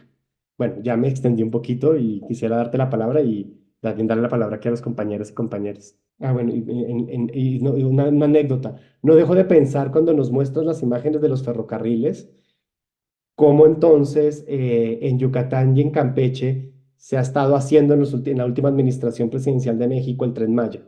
Y cómo el Tren Maya, que nombra el turismo y nombra un turismo ecológicamente pertinente, a su vez es un enclave material que está vulnerabilizando uno de los ecosistemas más frágiles que tenemos en México, no solo por la desecación, las altas temperaturas, sino que ahora también por la infraestructura industrial. También traje a colaciones. Y Beth, si quieres tomar la palabra para dársela a Jaime. Sí, muchísimas gracias, Jaime. Yo me quedo también en un proceso reflexivo, pero también un espejeo. Casi que estaba viendo las imágenes del Istmo de Tehuantepec, la región en la que yo crecí, una región zapoteca, principalmente la planicie, bueno, pero también hay poblaciones icots, pueblos indígenas, y es súper como una apertura también para ver estas posibilidades de empalme a pesar de las diferencias en tiempos y en propuestas, ¿no? Pero cómo estas se siguen reproduciendo. Pienso también en las oportunidades que tenemos para fracturar desde pequeñas oquedades desde un lugar otro donde estamos inmersos y aquí es donde las artes, donde esta diversidad de visiones y de formas de entender el mundo se hacen presentes, ¿no? Y creo que eso es un llamado al que hemos convocado con este seminario.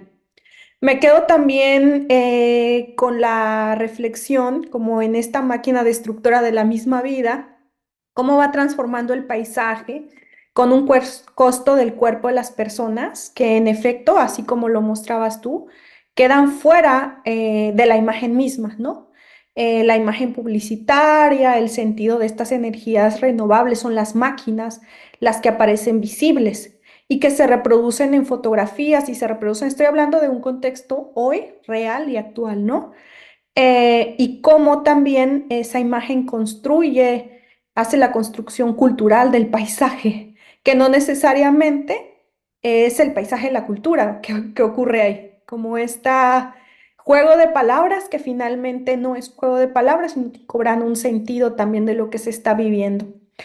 Pero al mismo tiempo me aparecen también como las artes activas, las artes o las expresiones que están enunciando el hecho e incluso evocando aliento y visibilizando y movilizando los cuerpos que quedan desdibujados en este proceso. Agradezco mucho porque justo permite como en esta apertura también para una serie de encuentros que vamos a tener a lo largo del seminario, pues ir engarzando lo que es como un contexto también global en otro territorio, pero también cómo está en interlocución con lo que estamos viviendo en cada una de las geografías que habitamos quienes participamos en el seminario. Y justo pensaba en estos enclaves porque ya no solo es el corredor eólico más grande de América Latina, ¿no? En el Istmo de Tehuantepec, sino además se engarza con estos grandes proyectos como los trenes. Entonces, estas imágenes que nos compartes hoy, que eran tres momentos diferentes, o quizá en tres imágenes diferentes, no necesariamente momentos, hoy pueden estar articuladas en una sola imagen, pero que finalmente tienen implicaciones en la misma geografía, en el mismo territorio y favorecen este consumo, pues, energético, pero también un consumo cultural que tiene implicaciones en el cuerpo y en la vida de las personas que habitamos estos territorios y sobre todo que están altamente presentes en el cuerpo o vividos en el cuerpo de las mujeres, de las infancias, de las disidencias, de los adultos mayores. de los pueblos indígenas y campesinos. Me quedo con eso y agradezco también porque permite ver como en un espejo, pero también posibilidades de apertura para nuevos caminos posibles y para seguir creando también otras formas de enunciación. Gracias, Silvia. Jaime, si quieres tomar la palabra. Estás en silencio. Parece. Sí, pues nada, muchas gracias por las preguntas. He tratado de escucharos a la vez que repasaba las cuestiones que se han planteado en el chat. Y bueno, voy a tratar de responder más o menos de manera ordenada. No sé si voy a ser capaz. En relación con lo que se dice a propósito de los gestos. Esto es muy interesante porque en verdad... pese a lo que he comentado, ¿no? sobre la invisibilidad en general, ¿no? del trabajo al interior de la fábrica industrial, lo cierto es que los gestos fueron una obsesión, ¿no? de, bueno, de diversas ciencias, ¿no? Durante el siglo XIX y sobre todo de los experimentos gerencialistas vinculados a la organización del trabajo y la producción industrial, ¿no? Lo que finalmente se iba a sedimentar en el Taylorismo. Pero durante el siglo XIX hubo una preocupación muy profunda, ¿no? Por determinar cuál era la relación entre la gestualidad, las expresiones del rostro, particularmente de las clases subalternas, ¿no? Que en ocasiones eran utilizadas como cobayas, ¿no? Para experimentos como por ejemplo los de Duchenne de Boulogne, ¿no? Pues se aplicaba electricidad sobre algunos músculos de estas personas que tomaba, ya digo, como cobayas para ver qué tipo de expresión se generaba y que tenían detrás justamente un imaginario termodinámico muy presente, o sea, la idea de la conversión de la energía, ¿no? En este caso, a través de, bueno, pues ver qué relación existía entre la aplicación de haces de electricidad y la gestualidad humana. Y eso también se dio en términos de profundizar, ¿no? O garantizar la, la, la, eh, la creciente, ¿cómo se dice? Eh, eficiencia energética del gasto muscular de los trabajadores, ¿no? De hecho, una de las grandes sombras, ¿no? que se empiezan a proyectar sobre la imaginación política, la imaginación histórica más bien de la clase capitalista durante el siglo XIX, es que las condiciones de producción que se están generando son tan agresivas con los trabajadores que incluso pese a la regulación de la jornada laboral, pues los cuerpos como que empezaban a no resistir, ¿no?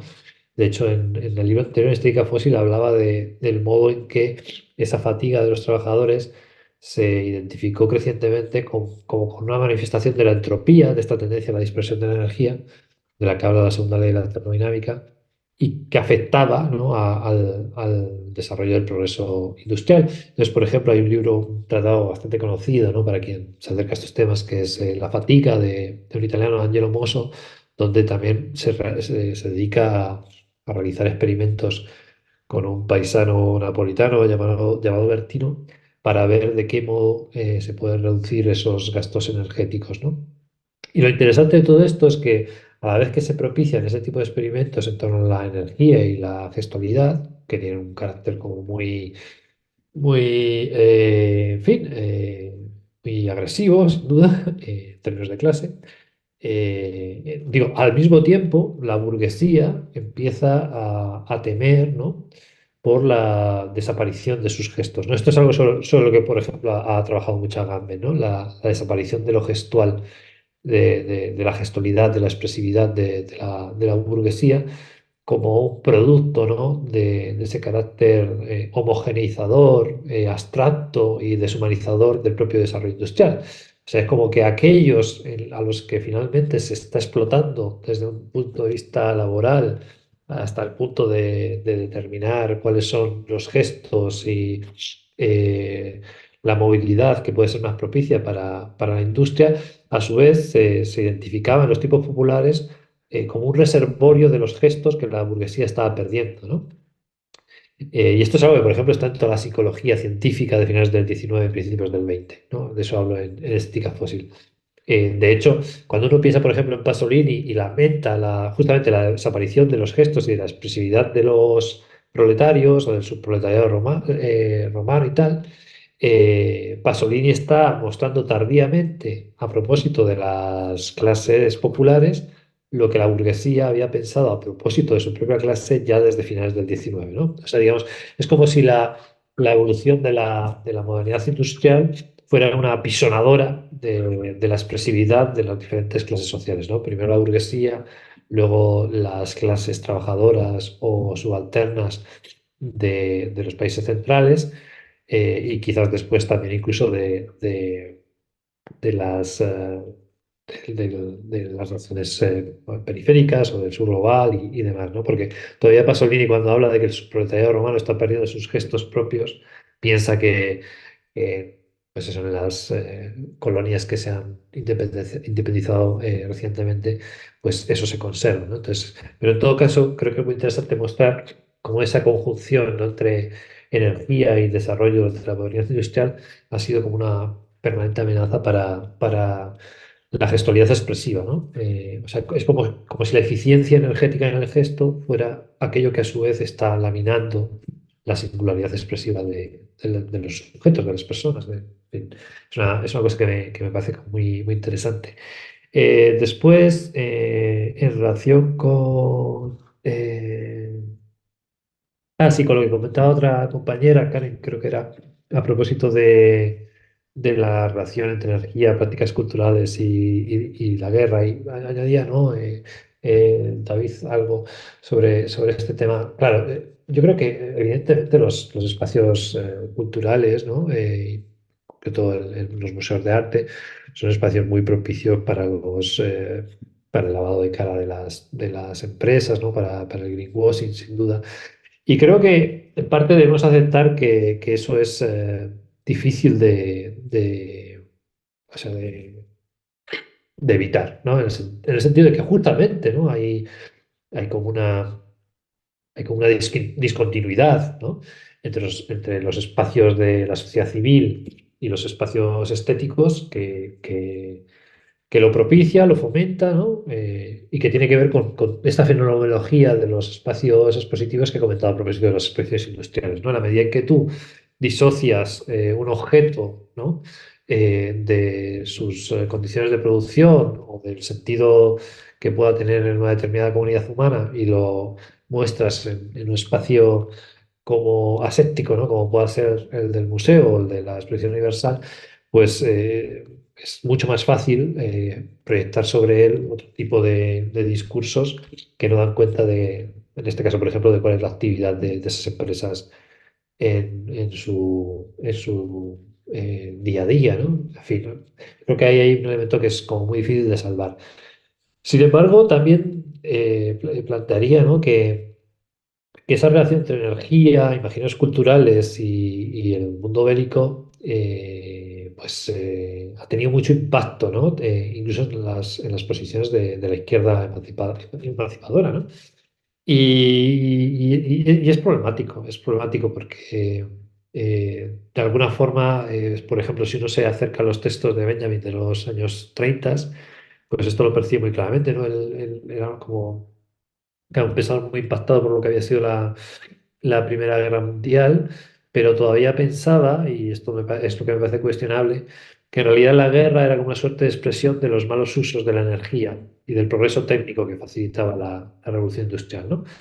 Sin plantearse hasta qué punto incluso esos buenos usos posibles de la energía y de la técnica, ¿no?, alejados, digamos, de la guerra y demás, no tenían unos límites biofísicos específicos que había que considerar, ¿no? O sea, digamos, eso es muy claramente, por ejemplo, en la obra de arte, la época sobre productividad técnica, ¿no? Hay un momento en que Benjamin viene a decir algo así como bueno, allí donde podría haber aviones de pasajeros que facilitaran la conexión entre los diferentes países del mundo, y eso lo ve como algo positivo, evidentemente positivo, lo que tenemos es el bombardeo de población civil, ¿no? O sea, está pensando la técnica y su relación con la energía de una manera dialéctica, donde digamos hay una bifurcación mala de la modernidad industrial, pero podría haber una bifurcación buena.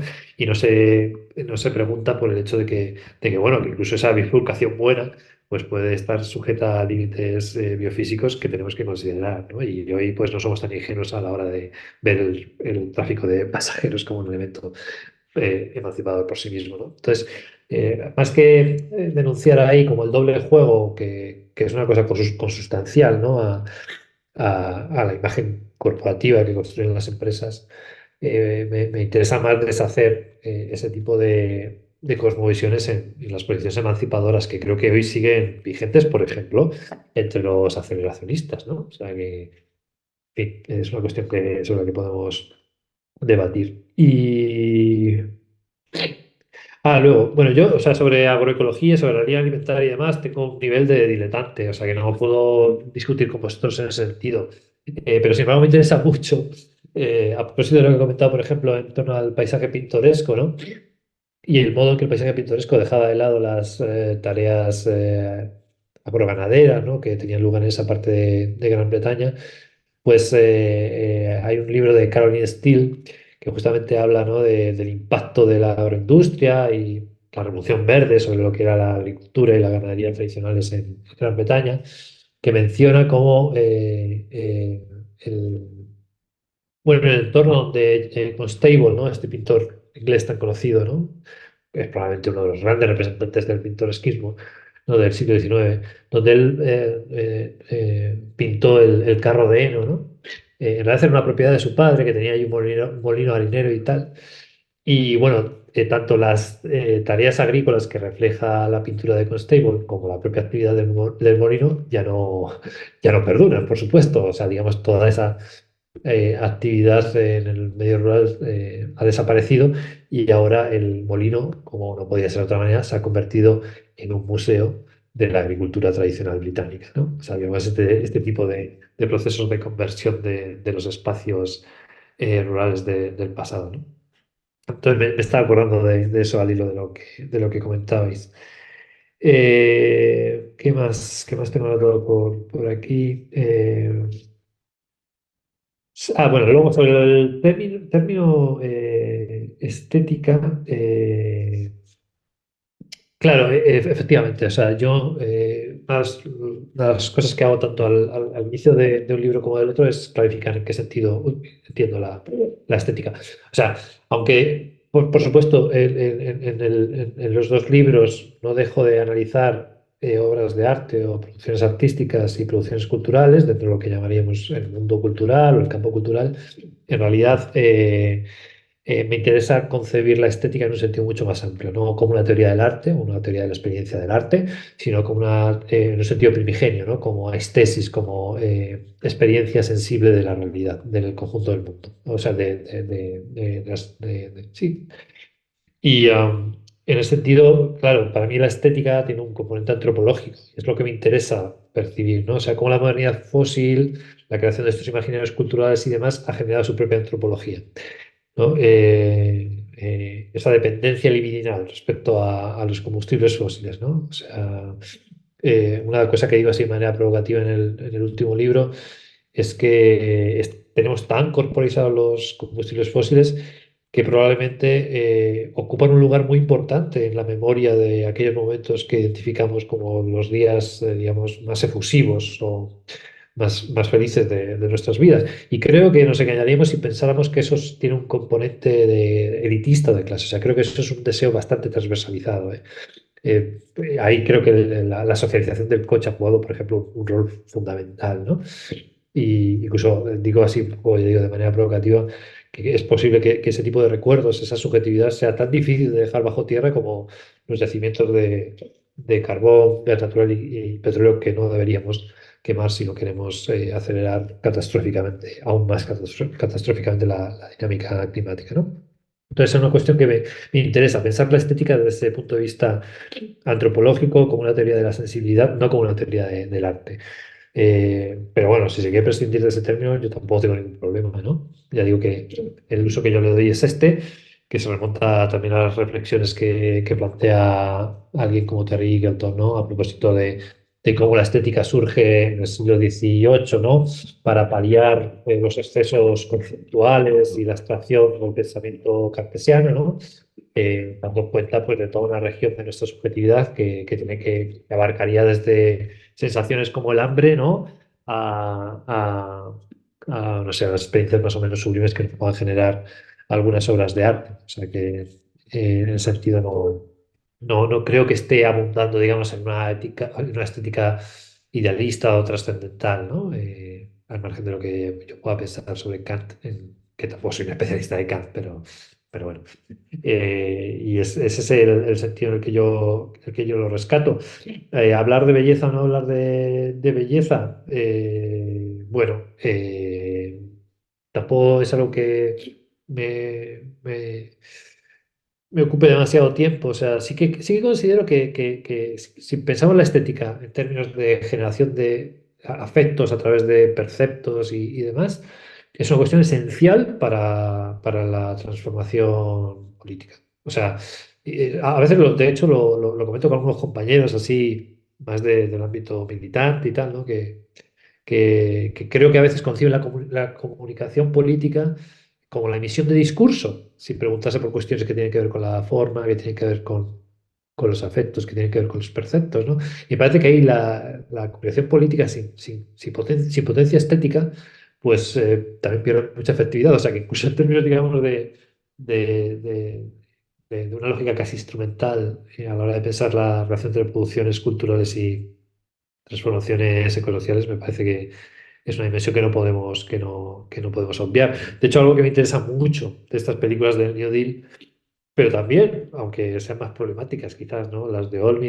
y demás, es que o sea, son dispositivos comunicacionales, propagandísticos efectivos, pero lo son en buena medida porque incorporan una dimensión poética muy potente, o sea, desde mi punto de vista muy, muy potente. Entonces, eso es algo que me interesa como también pensar en relación al momento actual. También me interesa, y es otra provocación, repensar la relación entre artistas politizados y espacios institucionales. O sea, pensemos que los artistas del New Deal están trabajando para agencias del gobierno federal, ¿no? Que es algo que hoy nos cuesta más concebir, por buenos y malos motivos, yo diría, por buenos y malos motivos, ¿no? Pero es algo que también me interesa rescatar. Y luego en relación, claro, o sea, los espacios institucionales, los dispositivos estéticos de instituciones como el museo y demás, siempre se van a confrontar con los límites, ¿no? De esa suspensión de la que hablaba antes, ¿no? Entre pues, la relación que mantenemos, ¿no? Con las obras de arte en esos espacios y su efectividad política. Pero me parece que eso no necesariamente tiene que ser siempre un aspecto cuestionable, sino que a veces también puede tener ciertas potencias. Desde mi punto de vista, al margen de esa discusión, creo que lo imprescindible es tratar de ocupar todos aquellos espacios culturales, políticos, sociales y demás que podamos, ¿no? Y en ese sentido, tampoco me rasgaría las vestiduras. O sea, creo que el hecho de que llevemos adelante, por ejemplo, ahora estamos comisariando una exposición sobre el movimiento ecologista valenciano para un centro cultural de la Universidad de Valencia. Por supuesto que la capacidad que va a tener esa exposición para revitalizar ciertos vectores críticos del ecologismo valenciano en un momento en el que el gobierno de la ciudad es, bueno, tiene uno de sus partidos que es negacionista, ¿no? De la extrema derecha y tal, pues va a ser muy relativo, pero en todo caso me parece que el hecho de que recuperemos esa memoria alberga un interés en sí mismo, ¿no? Entonces, bueno, esto es algo que tenemos muy discutido con David y con la gente de la red de conceptualismos a propósito de lo que supone recuperar toda esa memoria del activismo social o medioambiental, ¿no?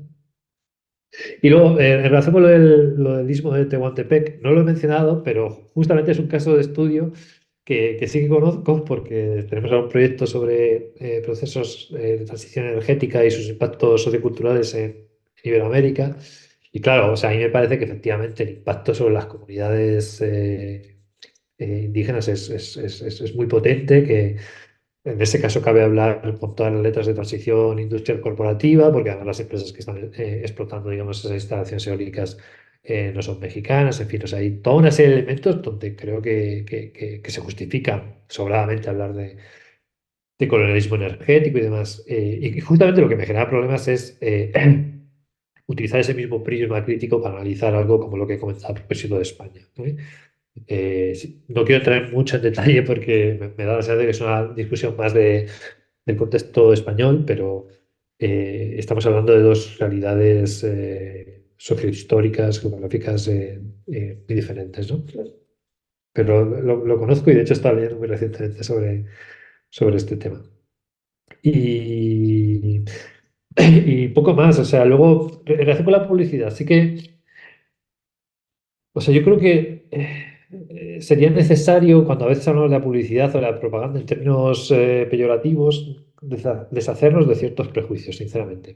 O sea, creo que, no sé si sucede en México, pero una de las discusiones que yo mantengo un poco, bueno, yo y otros colegas aquí en el ámbito español, con un cierto ecologismo muy insistente, ¿no? En subrayar la verdad objetiva sobre la dimensión de la emergencia ecosocial y demás, es que pensamos que el alcance de denunciar esa verdad es muy relativo, ¿no? Y que por otra parte, a veces cuando insistimos tanto en la verdad y despreciamos, como se hace te digo, en ciertos círculos del ecologismo de aquí español, despreciamos la sociedad de la imagen y tal, como de una manera así como yo diría muy simplista, no nos damos cuenta de que las imágenes tienen una potencia esencial desde mi punto de vista para el cambio histórico, ¿no? Para la generación, digamos, para la producción de subjetividades rebeldes, para socializar imaginarios de la transformación ecosocial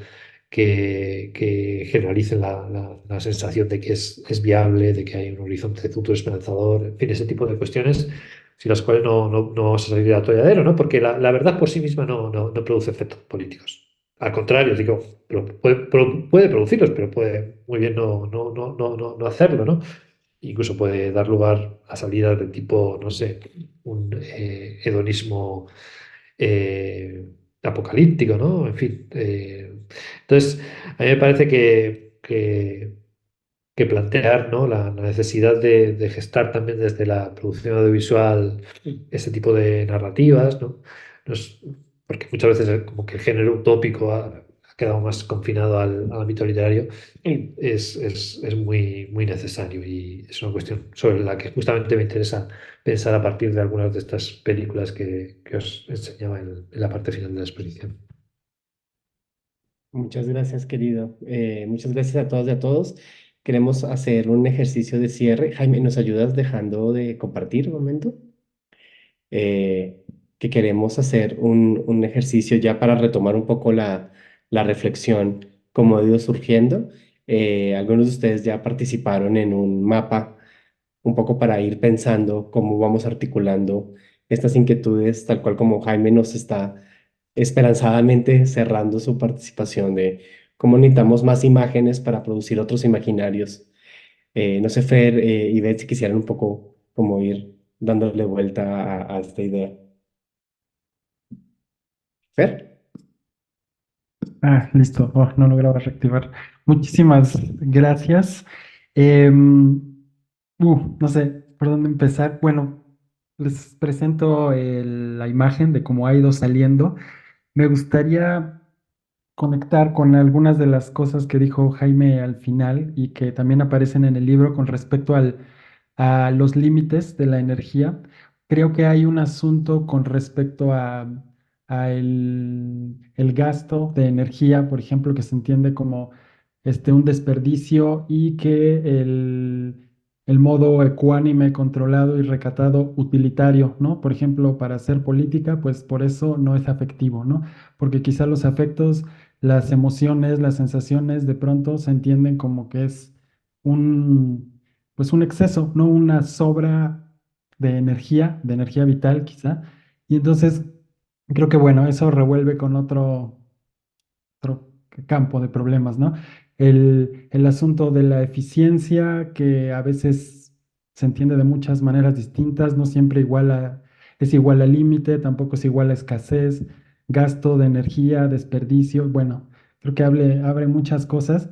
Y lo comento porque creo que muchas de las propuestas que se compartieron a partir de este ejercicio colectivo que hicimos, que pedía a quienes quisieran que compartieran 3 palabras en torno a las intuiciones ambientales, pues bueno, creo que hay muchas que tienen que ver con pues energía vital, ¿no? Y entonces, energía que también se habló hace rato, ¿no? Energía de trabajo, de poner el cuerpo, de disponer la atención, de organizarse y que, bueno, no sé, lo pongo ahí por si alguien quiere tejer alguna idea con esto que ha ido saliendo y para, bueno, no colgarme mucho.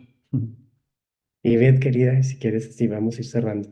Sí, muchísimas gracias, Fer, y muchísimas gracias a todas, todas y todos por agregar y por compartir estas palabras, qué es lo que nos significa y qué es lo que nos hacen un llamado, pensando que este es un primera muestra, ¿no? Y que seguramente se va a ir construyendo y reconstruyendo en el paso de estos encuentros. Y también, sobre todo, reconocer esta diversidad de pensamientos, de reflexiones y de experiencias que hoy nos unimos en este consumo mismo, ¿no?